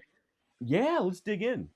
So, some of our future plans outside of what we're currently doing on this show are, we might want to have regular chats with check-ins with people. I'm actually on a group chat. So first of all, I hate group chats, by the way. I hate group chats. Most group chats I've joined, people are way too chatty. It's like being on a group chat with a bunch of 12-year-old girls, even though it's a bunch of dudes. They just chat all day long. Yeah. What's funny is sometimes I'll be like, awful quiet today, and then right, just blows up. So I usually silence them. For a local cigar place, La Chaveta, that we go to, I've been a member there for a long time. I think my membership actually just expired. I'm not going to renew. It's a little overpriced. But I'm on their group chat, and they use a platform, and it's not one of my favorites, but it's a chat platform. There's some video functionality. But I was thinking, what if you have a group of guys, smaller group of guys, that you want to have a weekly hangout with? You got friends in New York, you got friends in California, you got friends in Japan, and you want to, hop on a weekly chat or a monthly chat and just hang out. But at the same time, for a business, you might want to have group chats with your team. You want to have persistent text chats with your team where everybody can look back at chat history and say, oh, I need to contact, John Doe about Project XYZ, that sort of thing. These are things that are not just good for small groups. They're good things that are good for business. So I'm going to run through some of the criteria that we were looking at when we picked some of these options. Then we're going to go through about the ideas that we were looking at about what would make the best platform for a friend group versus a business. Things like security, things like how many people are allowed on a chat at any given time. Compatibility also plays a big part, I will tell you right now, I care far more about the protection of my private personal chats than I give a lot about the business. That was one of my big things too. Somebody, what's his company up to? Maximizing revenue and lowering costs. So the same as every other business? Every other business. I mean, it's revolutionary. I love it. We get a new VP XYZ every year and a half to 2 years, and they always come in and they're like, "Oh, I got this new plan. I got this new way of doing stuff. You guys have never seen anything like it." And I'm like, "Let me guess, you're going to make us more efficient." Yes, we're going to focus on efficiency. Okay, cool. I got you. Every new executive has a groundbreaking idea that's going to change the business. It's exactly the same as the guy you replaced. David, no, you don't understand, David. This is groundbreaking, landscape changing thing. They're going to cut costs. They're going to increase revenue. Teach you some business schools. They're going to cut costs, increase revenue. They're going to be much more efficient across the board. They're going to fire all of the U.S.-based employees, bring in all their buddies from the last company they were at, and they are going to make it so much more efficient for everyone involved that it's going to be game-changing, David. It's a new North Star, if you will. The North Star. Oh my God, the North Star. Yeah, we got a drink. I said North Star. Good stuff. Hey, Prost. Cilantro. All right. Slutty women. I'll drink. All right, fair enough. Isn't that what you just said? That is precisely what I meant. Excellent. It's Irish. I'm Irish. All right. So. No. All right. He's got Guinness tattooed across his chest. It's not my chest, David. Guinness is across the chest. Jameson's across the shoulders and the back. It's a tramp stamp. It's a tramp stamp, sir. It's a Jameson tramp stamp. It's IRAs across the shoulders. Ooh. Oh boy, I could talk all day about the IRA. There's a lot of news lately happening with the IRA. Yeah, there's a new To the fine young gentleman of the IRA, I'll believe when I see it. Making strongly worded videos. All right, that's fine. Anybody can do it. Have fun. All right. Yeah. AI can do that. Yeah, exactly. All right, so we do have some. So let me get to the criteria of what we were looking at when we were picking these. So this is for not just criterium. All right, so I like saying criterion. Sounds fancy. So we're looking at basically sort of two demographics. One, friend group, because this is something that David and I think will eventually move into with a friend group where you still want to chat. You want to get together, once a week, once a month, whatever, and have people come in and join your group and chat.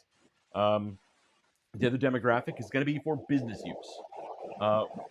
And you don't want to break the bank, preferably free, which is one of the big criteria. So here's what we're looking at. Does it have video calls? That's a big one. Does it have persistent chat? That's another big one. So persistent chat means every time you join, you log in, can you have a chat history where you can go back and say, last week I was talking with, John in New York, and I need to find that client name he mentioned. Or, last month I was speaking with Jeff, and he mentioned this cool bar that I got to go check out. Is that persistent chat, or does it get erased every Last time? Christmas, when somebody gives you their heart, the very next day you got to turn around and give it away. Right. And oddly enough, that song was played today on this cruise this evening. That makes no sense. See, if it were last month, if it were July, that would make sense. Christmas in July. August, it's Christmas just wasted. Yeah, I don't. It stopped me dead in my tracks. I'm like, wait a minute, what? Did I just stroke Anyway, out? What's happening? Yeah, I definitely stroked. I just didn't know I was out. So persistent chat. Persistent free. chat. That's the second one. Next one is ease of use. Because here's the thing. I'm finding out very quickly with business partners, with different people I have to deal with on a daily basis. You're not included in this, David, but you don't do it with me on a daily basis. Ease of use is a very important thing. With certain people, you don't want to give them complicated instructions how to log into a video chat. You want it to be as simple as possible. Especially when dealing business. Oh my gosh, some of the dumbest people I've ever met are in the business world.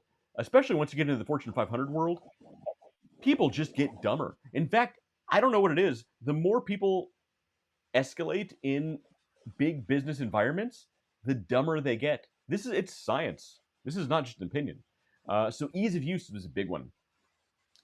The next one I have on the criteria list is it free? Because boy, I'm a fan of free. I'm a real big fan of free. Because here's the thing, people don't realize, you don't need to pay thousands of dollars, hundreds of dollars, even tens of dollars for this functionality. You can get it for free. You just got to know where to look. Is it free? The next one is length of video calls. There are certain platforms that limit you on the free platform, which has ruled out several platforms for us. For us, because we're long-winded. Even though this podcast originally was slated to be, 45 to 50 minutes to an hour. We're an hour and a half in, just now getting to the main topic, David.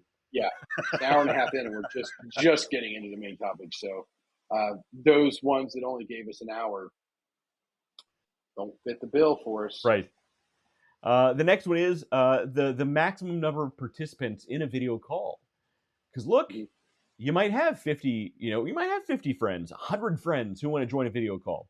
You might want to invite people to a press release that could have a number of different people. I mean, it could be a big event that you want to invite people to. So it's not a make or break criteria, but it's definitely something you want to include in the investigation. Absolutely. Yeah, for Uh, me, I would want something that I can do thousands, because I do Preferably. things where I'm speaking to hundreds, and then other times where there's well over 1,000 people in a group. Yeah. So preferably. The next one is, do you need an account in order to be a participant on a video call or a chat? Mm-hmm. So some people Or are can yes. they get a link, click a link, and they go to a web browser? You don't have to sign stuff up. That's great. That factors into that ease of use part as well. So you're thinking ahead of me. You know what I'm talking about. The next criteria I have on the list is, can you use the same link every time? Can you just give a single link to a group of people? They can just log in on a web platform. They don't need to log into an account. They just hit this link and they can enter a password or something and enter this chat. So you were way ahead of me on this one. Oh, I'm missing some comments here. Hang on. I think Sam is commenting. Sorry, Sam. I didn't mean to. Sam says, no, you don't. Not that many. Boy, I missed. Yes, I do. I missed that comment. I think he's talking about your thousands of people you want to speak to. Look, Sam, you know I as speak well to as I do. thousands. When David wants to speak to 1,000 people, David would stand up in the middle of a Super Bowl and give a 2-hour presentation off the speech. top of his head. Yeah. Very few people I know could actually pull that off. I think Sam and David are the two people I know who could pull that off. Yeah, Sam's he can run his own.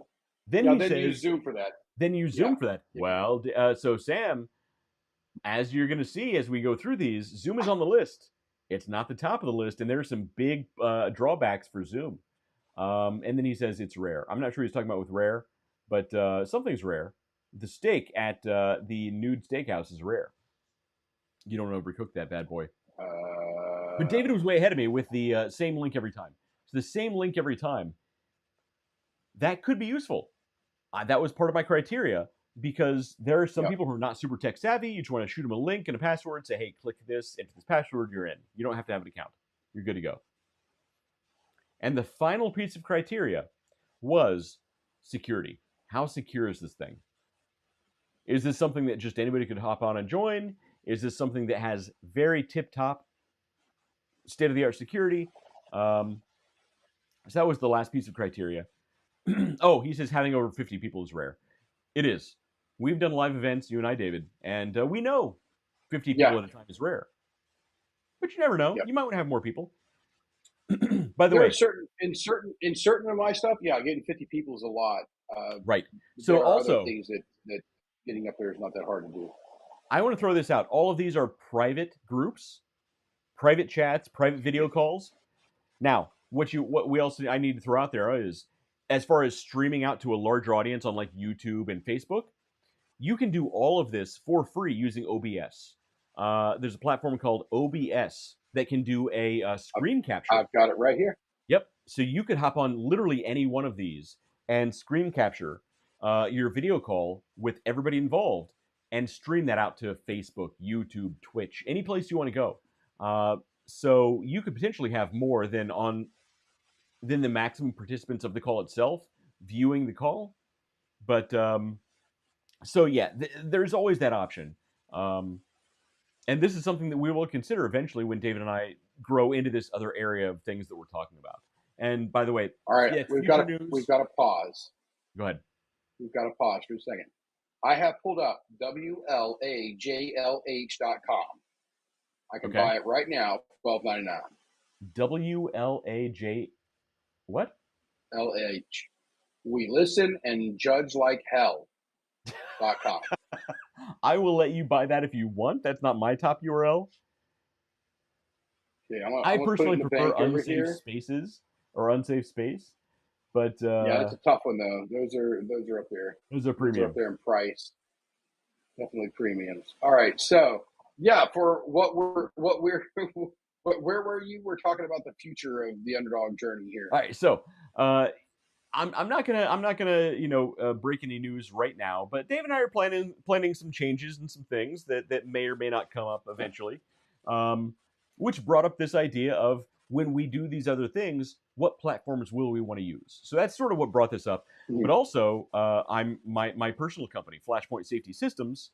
As my team grows, I want my team to have a secure platform where we can have video calls and persistent chat, and we could invite guests to private chats to discuss different business news on these platforms. So that's sort of what got me thinking about all of this.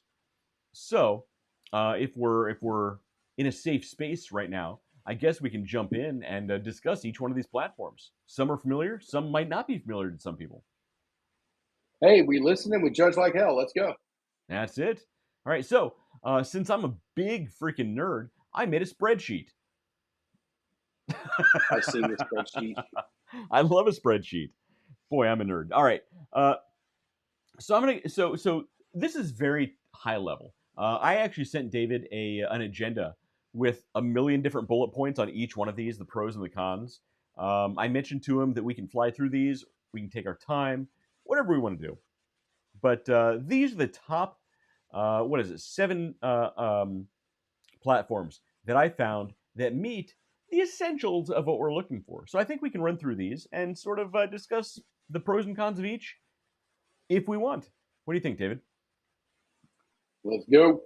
All right, so the top one that I think most people at least know the name is Discord. I'm not going to say top, but it's the first on the list. These are listed randomly on the top, and then we'll go through what the winners are for each of the 2 demographics we're looking at. But the one that I think most people are familiar with is Discord. You hear about this, you think gamers, online nerds. I have a Discord server where a group of people chat. The thing is, Yeah, I have literally zero clue what Discord. you don't have Discord. Oh, it's actually a really good platform, especially if you're nerdy. I'm just guessed I'm not that nerdy. It is essentially the new evolution of a chat room. Is the best analogy that I can make. Do you guys get ever like ASL? Question mark. ASMR? ASL is age, sex, location. Don't you remember that? ASL, I thought you were talking about American Sign Language. I was on a different level, David. You did not spend as much time in those chat rooms as I did, bro. No. I was in there quite a bit.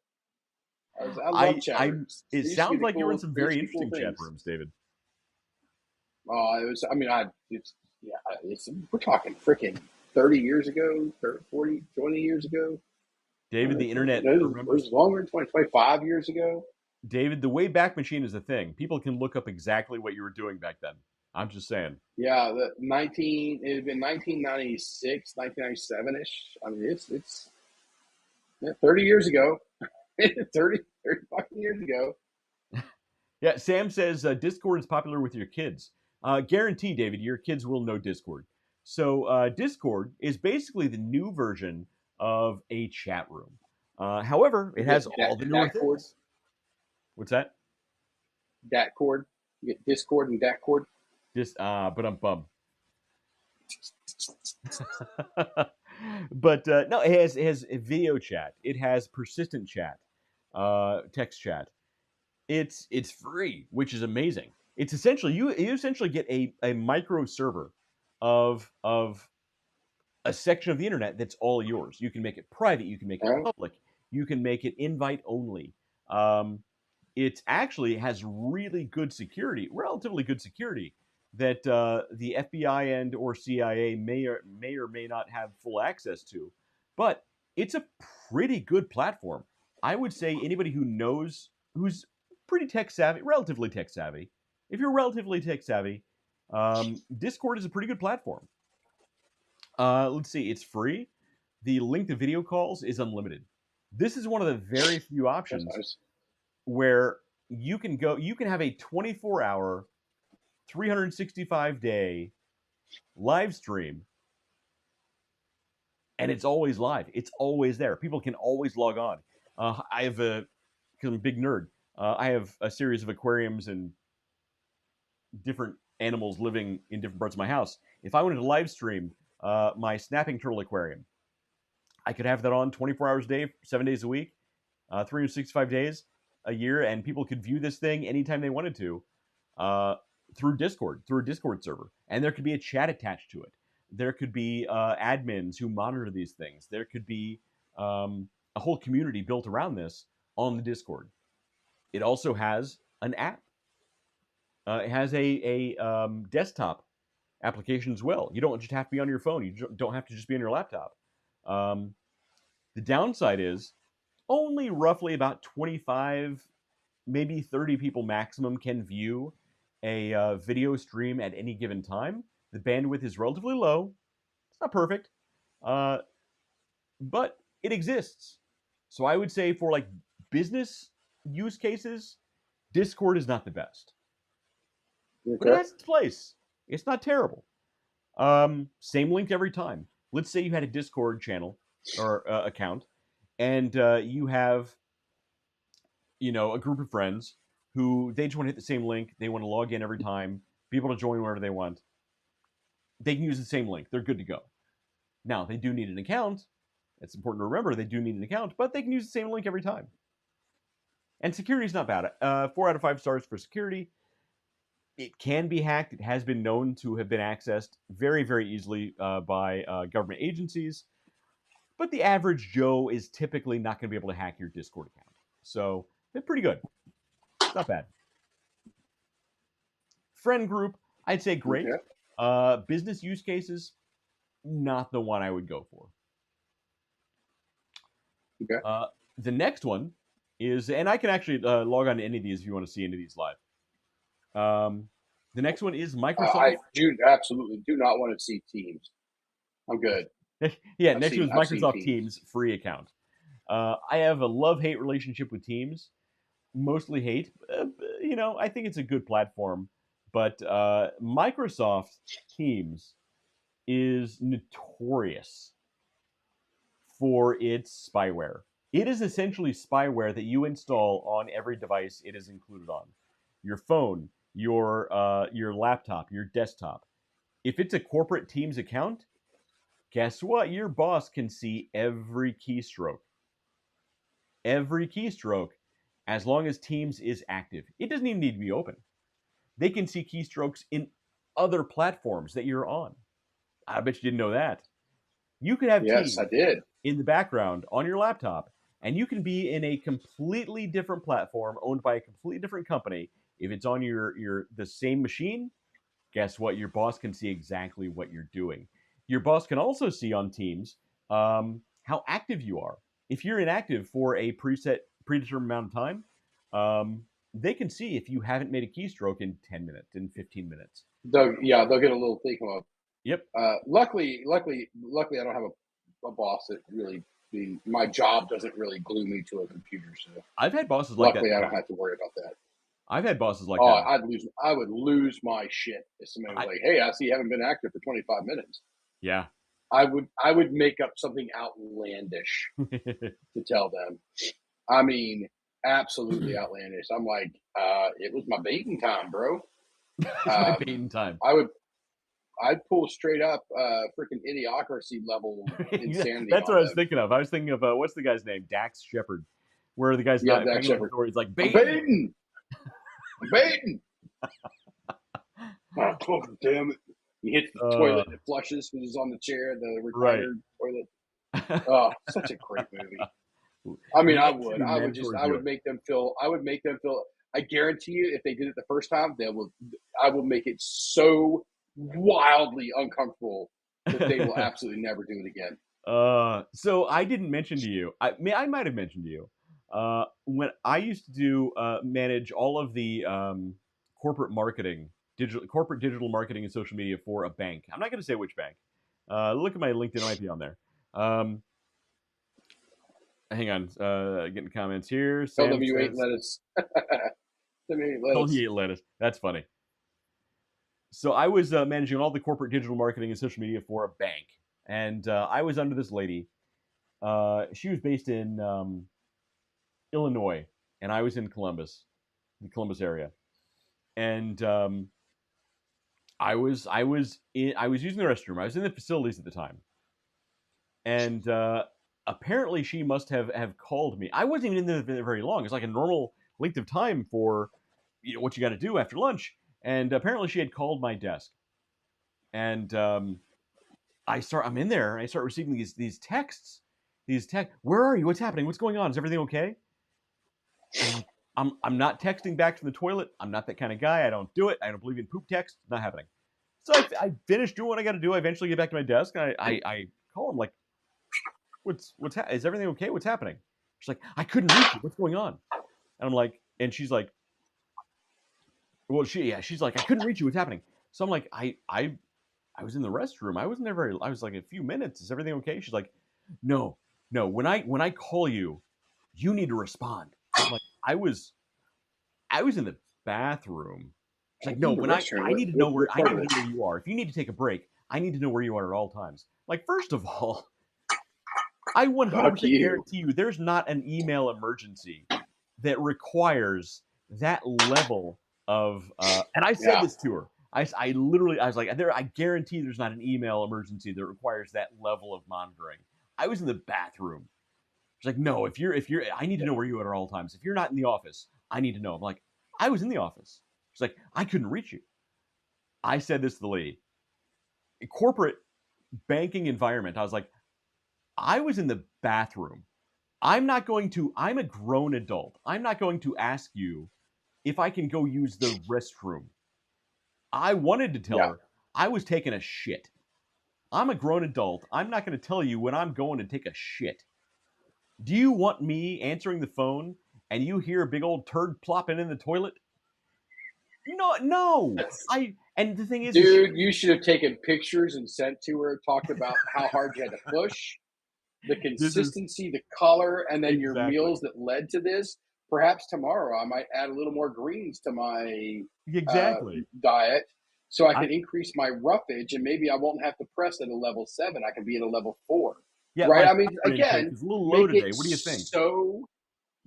Make it so absolutely asinine that they're like, I'm never doing that again. Yeah, that was the time when I knew I needed to leave that company. I needed to leave that company. It was bad. Yeah. And I went on to do something. I would have left better things. Yeah. Yeah, I would have left, and it would have been monumentous, because she would have had 15 poop pics with detailed diagrams and a breakdown of dietary ingest and outgoing, and it would have been everything. And in reference to your conversation with me about staying in constant contact about all things, including when I'm in the bathroom, here's my daily update, and it will just be part of my daily report. Oh, yes.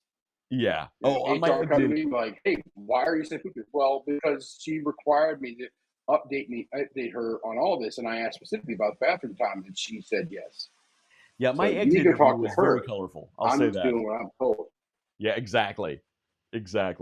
So never do an exit interview. No, I didn't exit interview. That's a word for everybody out there. I don't care what level you are.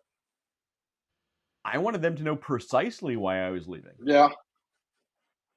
You know what? I'm a grown up. I'm a grown adult. I'm not telling another adult when I need to use the restroom. So when I was at another big go make boom boom in a potty. When I was at another big Fortune 500 company, I hired a guy, and he was very green. I hired him specifically because he didn't have the background that I think my director definitely wouldn't have hired the guy. But I hired him because I knew he knew what he was talking about. From what my conversations with the guy, I knew that he could learn and do exactly what we needed to do. And it was his foot in the door at a great company, at a big company. I was giving him his big break, and he's done very well since then. When I hired the guy, there were a few times when he would tell me like, "Oh man, can I take a break? I need to go." I don't care. Go do your thing. Hey, I'm going to be late today. Can I don't care. Don't. He literally asked me one time if he could take a restroom break. I'm like, dude, don't ever ask me that again. Don't ever ask me that. Yeah, ever. Ever. Yeah, don't ask me and don't tell me. I specifically I don't told the need to guys, know like, about any of that. I told them, look, I don't care if you come in late. I don't care if you leave early. The stuff that we have to do, as long as it's done, I don't care. We don't Yep. have a clock. We're grown-ups. Yes. But there are so many people out there that can't function without that clock. And that's true. Some people take advantage. I have a term for that, and it really pisses some people off. It used to piss off my wife quite badly. She'd be like, "That's so rude," be very, very kind of cross with me. Okay. And it's called little jobs for little people. You mentioned that, yeah. And it's a thing that just basically says that there are people out there that just run program. They are NPCs, non-player characters. Mm-hmm. You cannot give them, and if you try to make them make an important decision, they will absolutely crumble under the pressure. 90% of those people work in IT. I'm not trying to call somebody out specifically, but or they work for governments. governments. They do. People, they have a very specific mindset. This is it.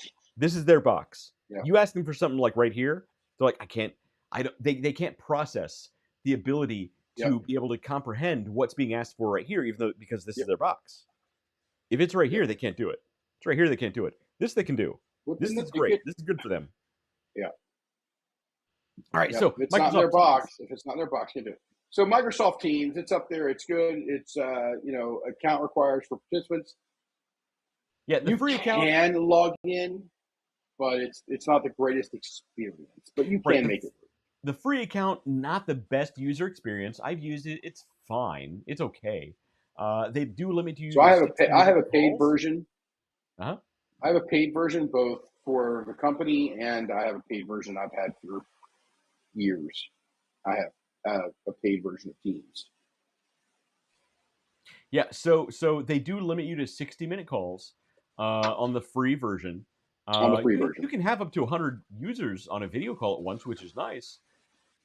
However, it's something interesting that I should have entered in the criteria here, but I didn't even know how to word the thing, was the fact that it's in Microsoft's terms of service that if you are on a free account, not a private corporate account, everything that you talk about on the video calls becomes the property of Microsoft.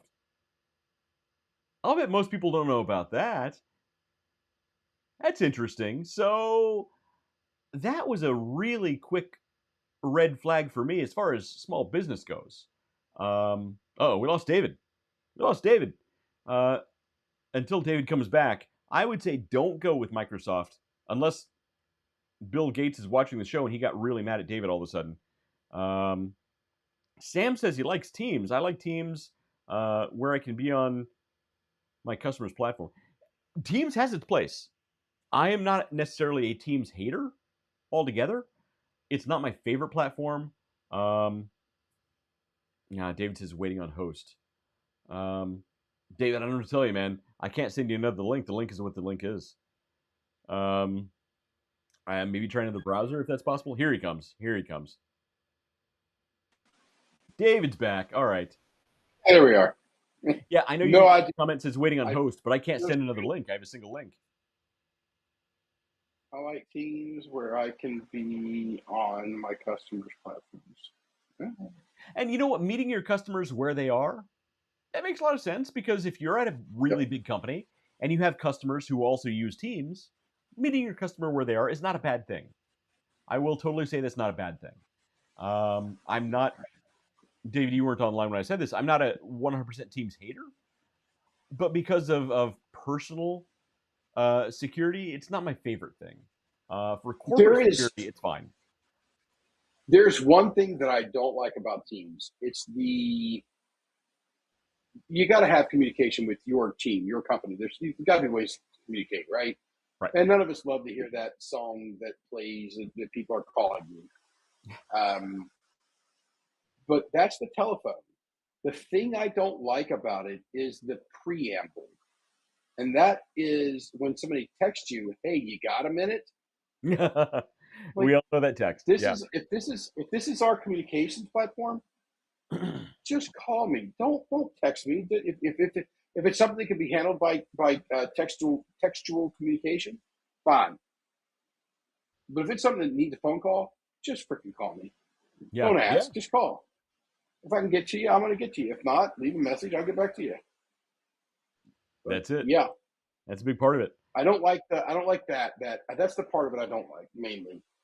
And then the fact that for some stupid reason people keep trying to schedule me for meetings at 7:30 and 8:30 in the morning.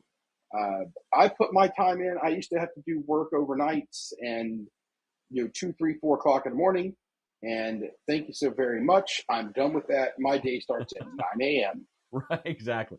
Well, I will work until 10, 11, or 12. Yeah. But well, that's do more not user call me preference than like a platform downfall. Yeah, that's my grumpy old ass. I think there's probably a way in Teams to set, your hours and, just these are quiet hours. Don't even ring a bell. Automatically decline anything that comes outside of these hours. Yeah, I get it. That makes sense. Yeah. All right. So tell me about Signal, because Signal is one I'm not familiar. I know WhatsApp, Google Meets, and Zoom. But tell me about Signal. I've heard of it, but I've never used it. So Signal is one that is notorious for its security. The security on Signal is, I don't know if you remember, about a year ago, Pete Hegseth, the Department of Defense or Department of War head now. Yeah. The DOD That's where I guy. heard it from. Yeah. So apparently, so hold on a second.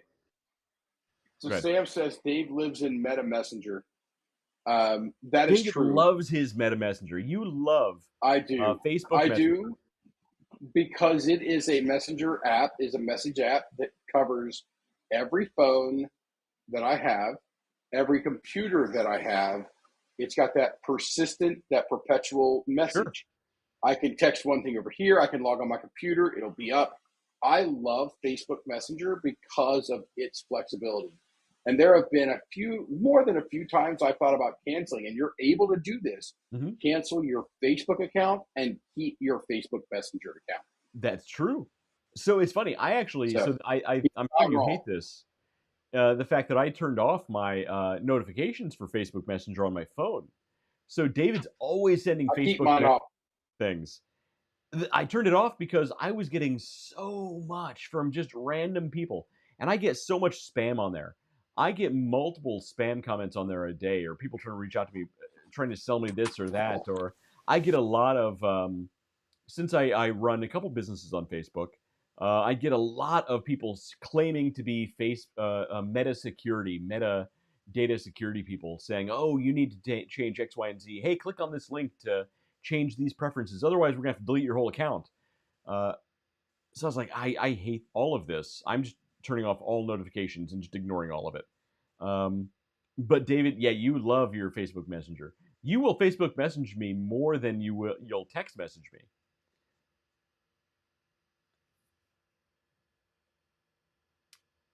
So, but Signal. Uh-oh, I lost your audio, David. I can't hear you. You're holding up a little white cube. I don't know what's happening. I lost David's audio.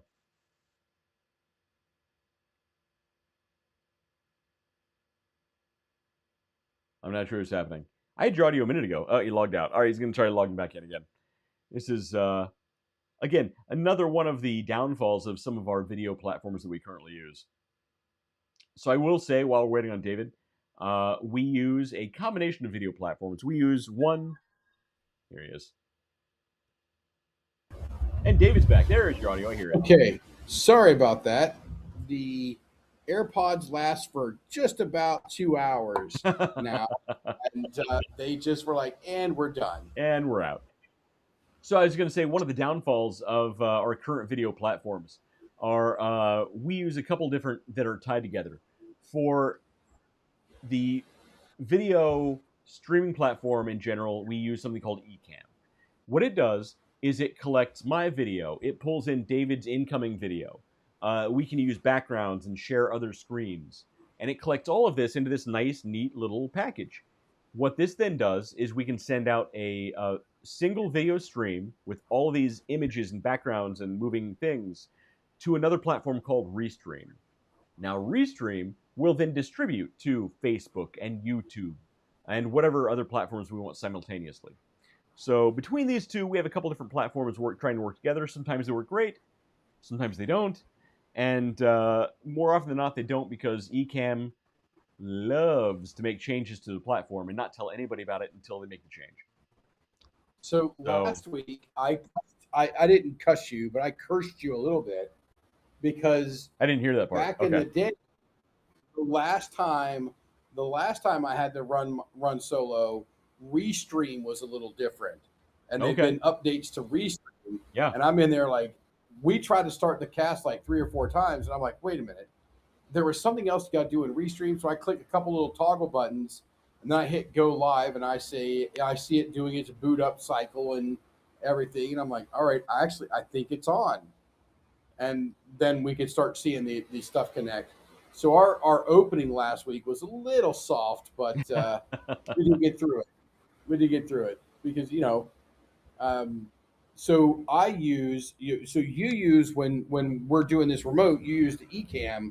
When I do it, I use OBS. Mm-hmm. And so I like OBS. I didn't have any jump around, but I had one shot last week.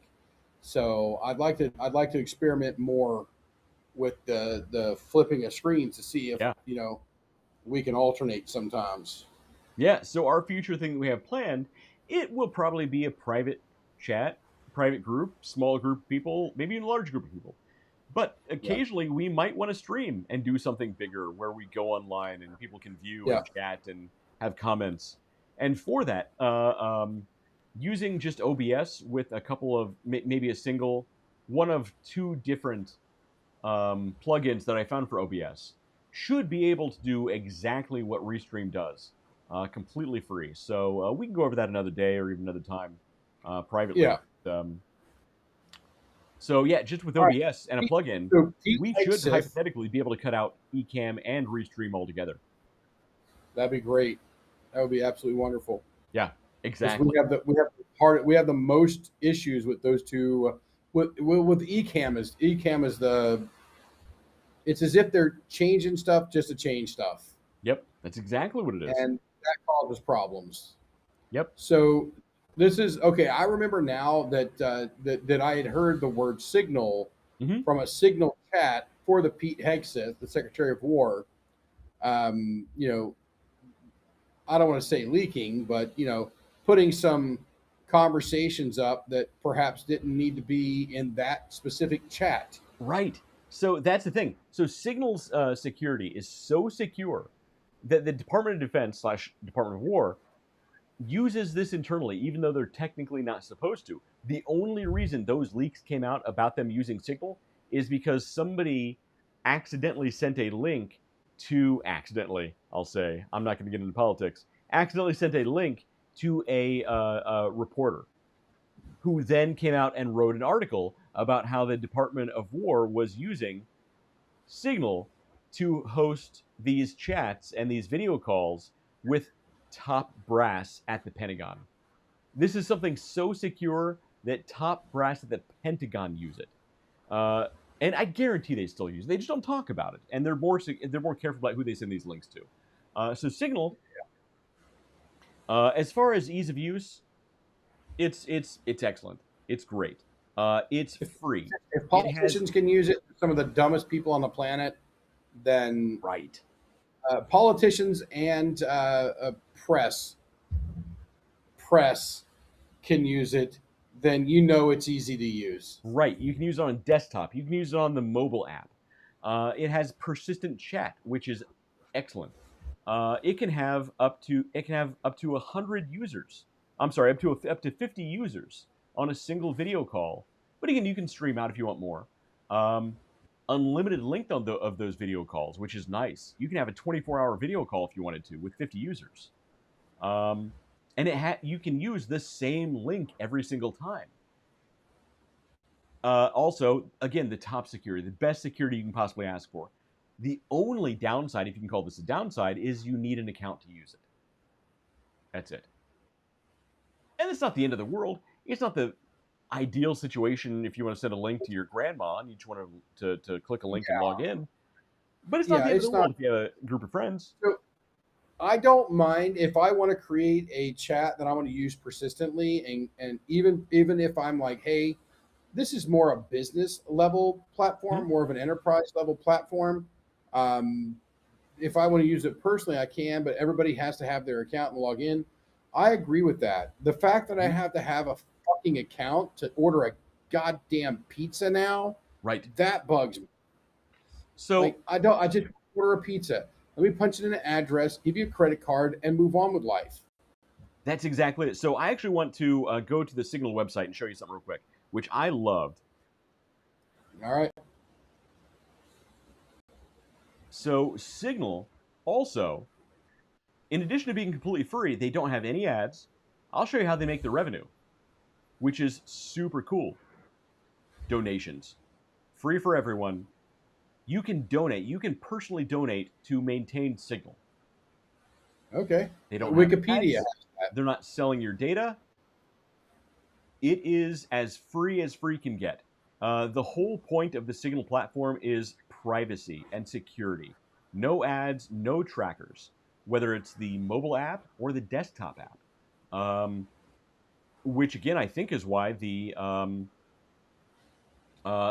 Pentagon and top brass use this platform, even though they're not supposed to. Um, I was very pleased when I saw that. So, because what that brings me up to is our next option, which is WhatsApp. WhatsApp is a Meta product. It's owned by Facebook. And Yeah, I if use you know anything about WhatsApp. Facebook, I'm in a huge cigar group with WhatsApp. sure. But if you know anything about So Facebook, yeah, you were talking about selling data. I have on my computer that I have typed up, and of course I've used AI a bit on it too. A massive bill that I'm trying to get into circulation right now that is for your data. sure. Um, because your data is collected and sold multiple times without your knowledge, and more importantly, without any compensation of how many times your data is sold.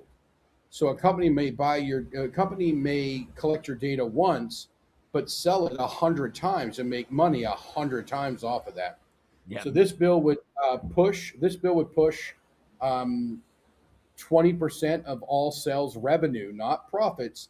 Sales Mhm. revenue would have to be directed and sent to you for every sale of the data. And you have an option to say, you can't sell my data at all.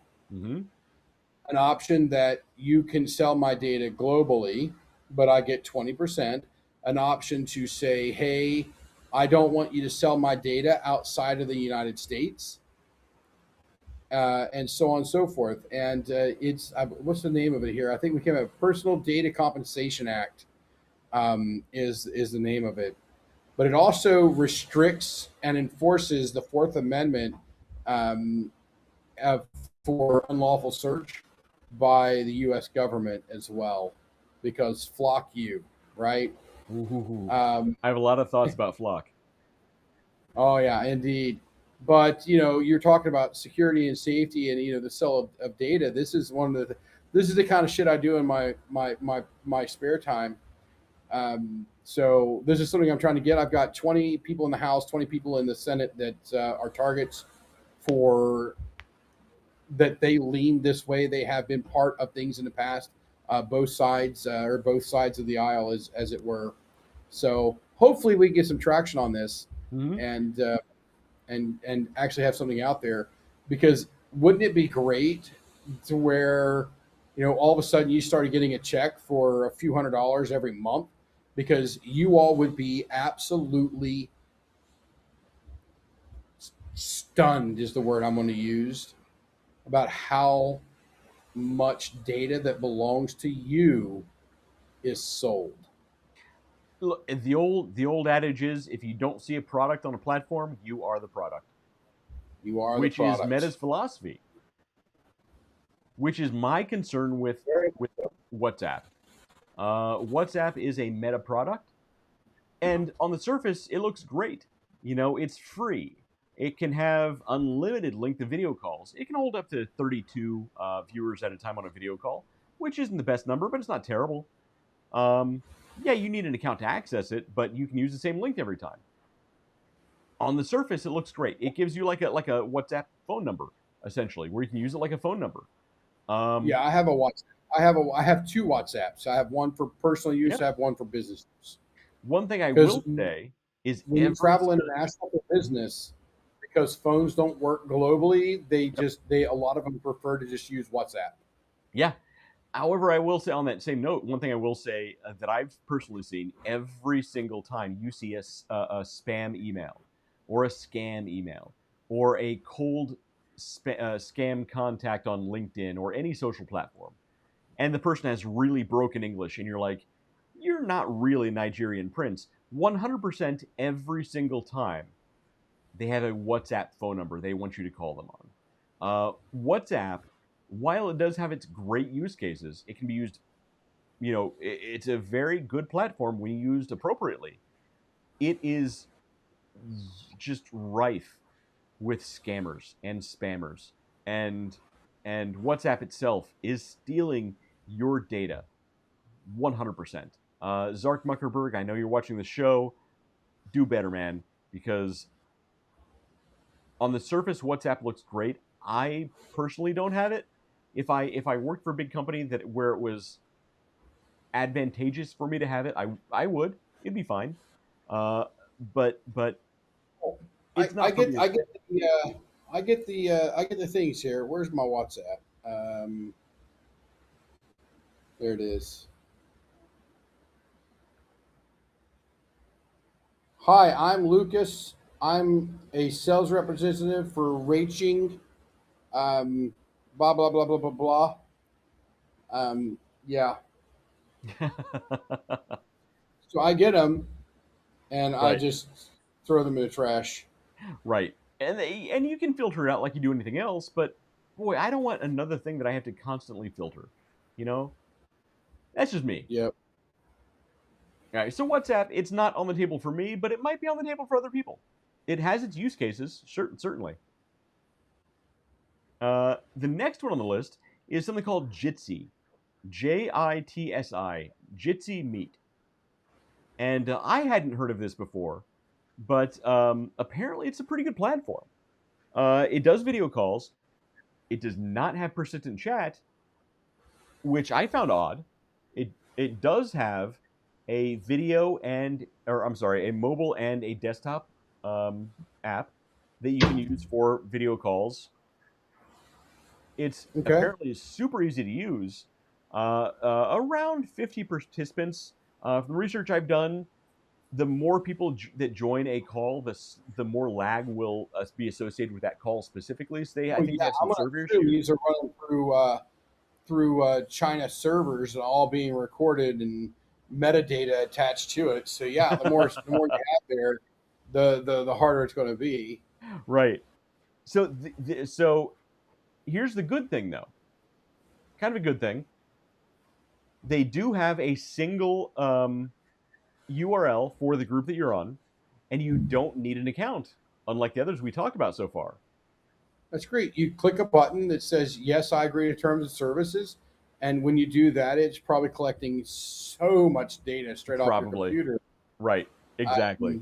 It probably goes into what it can do when you're not connected, how often it can check in with its server and everything. So, oh, yeah. Guaranteed. So Jitsi Meet, I think the one thing it has going for it is the fact that it has a single link that you can use perpetually, but and you don't need an account. You can just send this link to Joe Blow or your grandma, and they just click the link, they enter the password, they're in your group, or they can join the video chat. But yeah, it's probably not super data secure, which is one of the drawbacks. Also, it doesn't have persistent chat, so not great for business use cases. But if you got some friends that you want to hop on a video call with once in a while, it's not the end of the world. Not my first choice, but it's not the end of it. I would use Jitsi Meet for a friendly video call before I used WhatsApp. But in both cases, I think you have the Chinese looking at your videos. at that point, if that's any consolation. And we only have a couple more left here. We'll just fly through these. Next one is Google Meet. I think we've all used Google Meet at this point. Google Meet videos are great. Video quality. Go ahead. It's the one that gets me. I deal with the guys up out of Canada. Mhm, They're yeah. a Google Meet company. A few other people I work with, they're Google Meet companies. The problem I have with Google Meet is I work for a big business that's all Teams. Yeah. And when you try to do something that's outside of what we're structured to do, there are hoops sometimes, Mhm. and the computer fights it, and the apps fight it, and say, "Hey, why are you going to this website?" And you got to get permission, Mhm. and sometimes it gets a little screwy. But once you actually go through all the hoops, I don't dislike the service. Yeah, the service isn't bad. The video quality seems to be pretty good. The chat for individual video calls is fine. It's great. It does what a chat should do. It doesn't have persistent chat, which I found to be a big drawback. You can't have Yeah. so while you can actually use the same video link over and over again, The it chat's doesn't new. it doesn't maintain the chat, which I found to be a big drawback. That was a big maybe they'll improve in the future, but that was a big drawback. I can't go back a week later and say, oh man, what was that contact's name I need? I need that lead's name or that guy's phone number. You know, Fun. I'm going to flash all the way back to Teams real quick, Mm-hmm. because if you have a corporate enterprise or a paid version like I do with Teams, Mm-hmm. and you invite somebody that's not part of that organization in for a Teams meeting, and you drop stuff in the chat, the moment they leave the chat, they no longer have access to the chat. Yeah, that's it. So it's a big negative. And I always have to remind people, say, hey, I'm going to drop this in the chat. I need you to copy it or download it right now, because the moment this call is over, you will not have access to it. Right, that's it. And that's a drawback. Yeah, Google Meet has the same problem. No. All right. So, So 60 minutes of calls, up to 100 people. You don't have that. This is pretty cool. You don't have to have an account. You That's can pretty just nice. click the link and it'll let you in. Very nice. Very nice. And a persistent URL is a good touch too. So I used to host a call every week with my company, and I did it through Teams. And at the beginning of it, it was I had to create a new meeting and send invites out. I think I sent the invites out on. I tried to do it Monday or Tuesday, but the meeting was Wednesday afternoons. Mhm. Uh, then I, some days I was sending them out just an hour beforehand, and that's rough. Then I learned that I was able to create a persistent link and send out. So that really is a big deal, because people can just drop that on their own calendar, Mhm. drop that link in, and do whatever they want to do with it. Right. Yeah. Very nice. So, Very nice touch. in addition to that, I think all of these we need to remember they all have their own bells and whistles. Yeah. But these were the criteria that I found to be the most useful for general video calls and chat groups for business and personal use. So, while they all do have their own things, I think Teams has some really useful things as far as transcriptions and things like that. I didn't include those, so let's just keep all in mind that all of these have other pros and cons that were not mentioned. Yeah. That may weight better on your end. Right. So, look through these. Here's 1, 2, 3, 4, 5, 6, 7 of these sites Mhm. for your use. Look through these. Look through some of the bullet points. Think about the things that matter the most to you. I hate to say this, AI integration. Right. Teams has Copilot that Yeah. can be built and integrated right into it. I'm certain that Google Meet has AI built right into it. Mm-hmm. So there's, what you may need or what you're looking for may be slightly different than what we have up on the screen. Mm-hmm. But these are a good way to start. Now, tell me about Zoom. Tell me Yes. about Zoom, because We use Zoom on a enterprise level when we have massive internal meetings or massive meetings that are going to have hundreds and hundreds of people external as well. Yeah, so Sam actually mentioned earlier that he really likes Zoom. Zoom, it does have video calls. Persistent chat, it's limited. So the persistent chat is limited to individual video calls. It's not it's not necessarily expanded to people who are part of a group who always want to have access to those chats.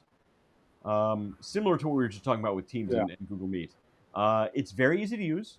It is. The free account is great, but it only limits you to 40 minutes of video. Now, let's say you have a friend group. You want to get together a Friday night, Thursday night, Saturday night, have some drinks, have some whiskey, and shoot the shit.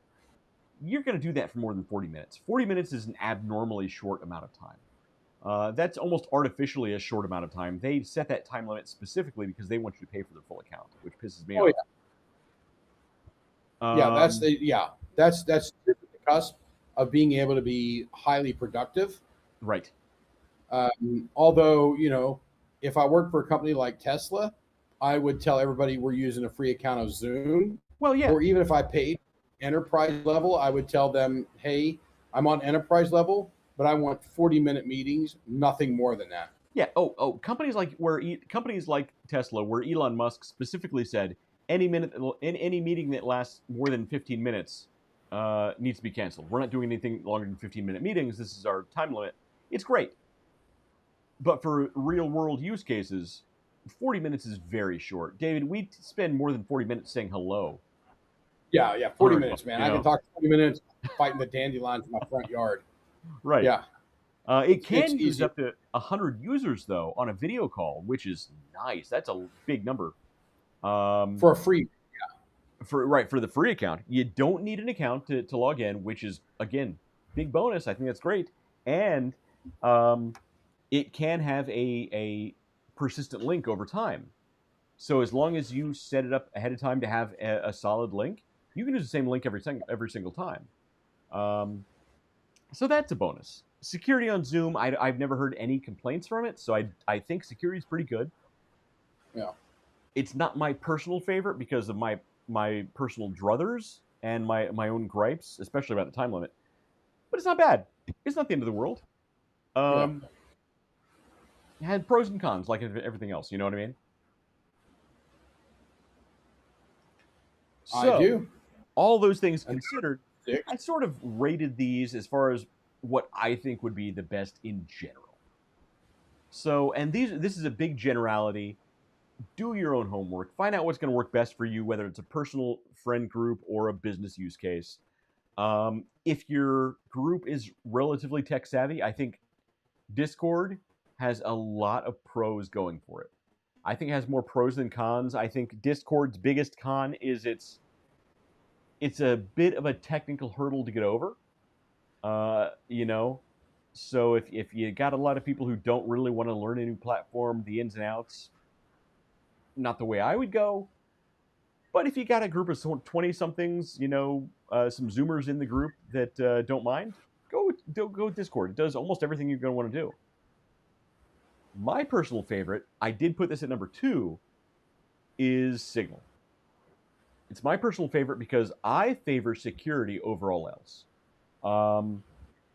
Especially with a small business that has a lot of very proprietary IP attached to it.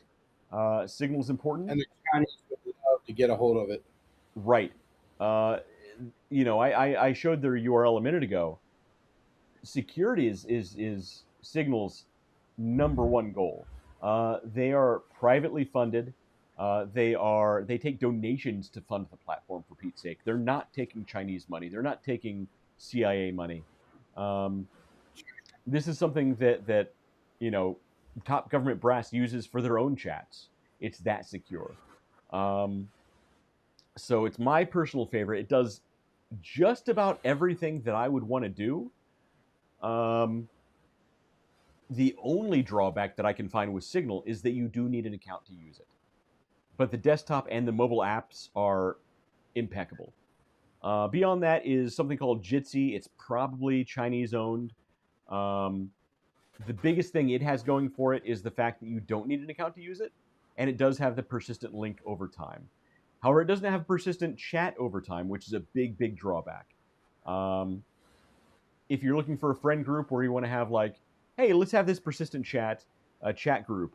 At the same time, we want to hop on a video call once in a while and still add to the chat at the same time. There's not that disconnect. You can have the same chat attached to your video calls and your offline video chats, and there's not that separation. With Jitsi, there is that separation. After that is Google Meet, great platform. Again, pros and cons. Zoom is number 4. I think it's great. My biggest drawback with Zoom is the 40-minute time limit. But again, if you want short meetings, it's a bonus with business calls. Personal calls, not so much. Microsoft Teams after that. Some people would rate that higher, but it's not one of my personal favorites. And then WhatsApp is at the bottom of the list for me, mainly because security is very low on WhatsApp. They're 100% stealing your data and selling it to everybody who's willing to give them $1. So that's my list. What do you think, David? You have any thoughts? Anything you would add or take away from this? I've interjected where I felt that it was useful, and the Microsoft Teams is great for enterprise, but not on a free. We're talking right now. We're talking free platforms. Right. You're trying to get your business up and running, and you want something that you can use. And I think you have a pretty good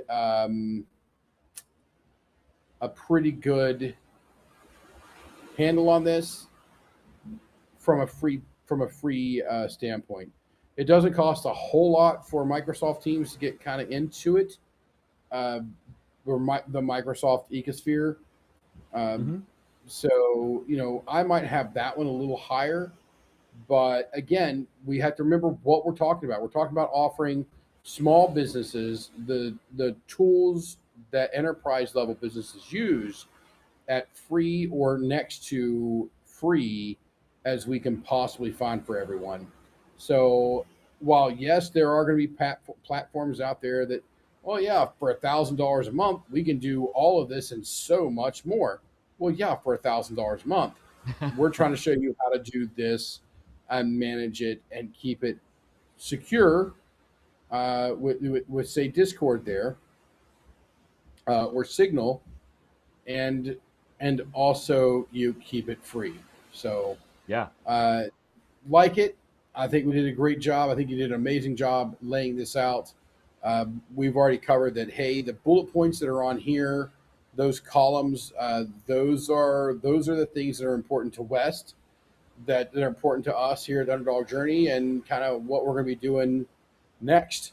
So nothing's happening, so don't worry. Next week we'll be back, and hopefully I'll be in my home office doing this show next week.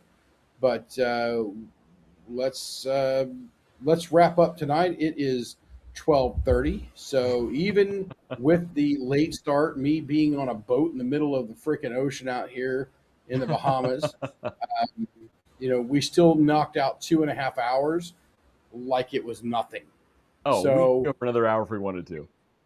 Please remember that when we're judging things, 40-minute call to us, that's no time at all. That won't work. Yeah. Even a 60-minute call, it's like that's just saying hello. Yeah, a 60-minute call. Now, if I was to run a business and I want to do something for free, I might bump Google Meet up a little higher because it gives me 60 minutes. Sure. I don't know a reason. Now, for a business, I don't know of a reason why I have a virtual meeting going over 60 minutes. Any virtual meeting that goes over 60 minutes better have education attached to it. Because to my opinion, if it's just for work, then you shouldn't be on for 60 minutes.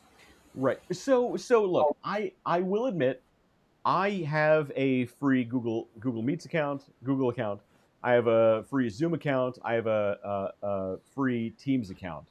I have all of those that I use for different clients because different clients, you're right, different companies have their own preferred platform, and Yeah. that's easy to get into. One of the reasons I have Google Meet is because I use a scheduling platform called Calendly, where I can send a link on LinkedIn. Somebody can click this link and they can schedule something on my calendar. They can see where I have availability, and they can say, "Oh, on Tuesday at 3 p.m. you have availability. I want to make a thing," and that ties directly back into my Google Calendar, and it can then put that on my calendar so I know it's there, which is the main reason. But it works with Google Meet, so that's the reason I use that. So there are pros and cons I didn't include here, but you're right. Based on your enterprise needs, these Yeah. all have their different pros and cons. 100%. I use multiple Absolutely. platforms myself. And that's always a possibility as well for you out there that you may need multiple of these. So I think we've wrapped it up here pretty good. It again is 12:35, and I see my bed right there, and I really want to be in it. So All right. live long and prosper. David sees his current wife in his current betting situation, so we'll let him get back to that. She's out cold, but I see where I'm going to be laying in 5 minutes, There you go. and conditioning on the other side of this door. All right. All right. Let's go to end this. David, safe travels to you. We will speak to you soon when you get back to New York. And in Yep. the meantime, I've been West. This guy has been David. We'll see you guys next time.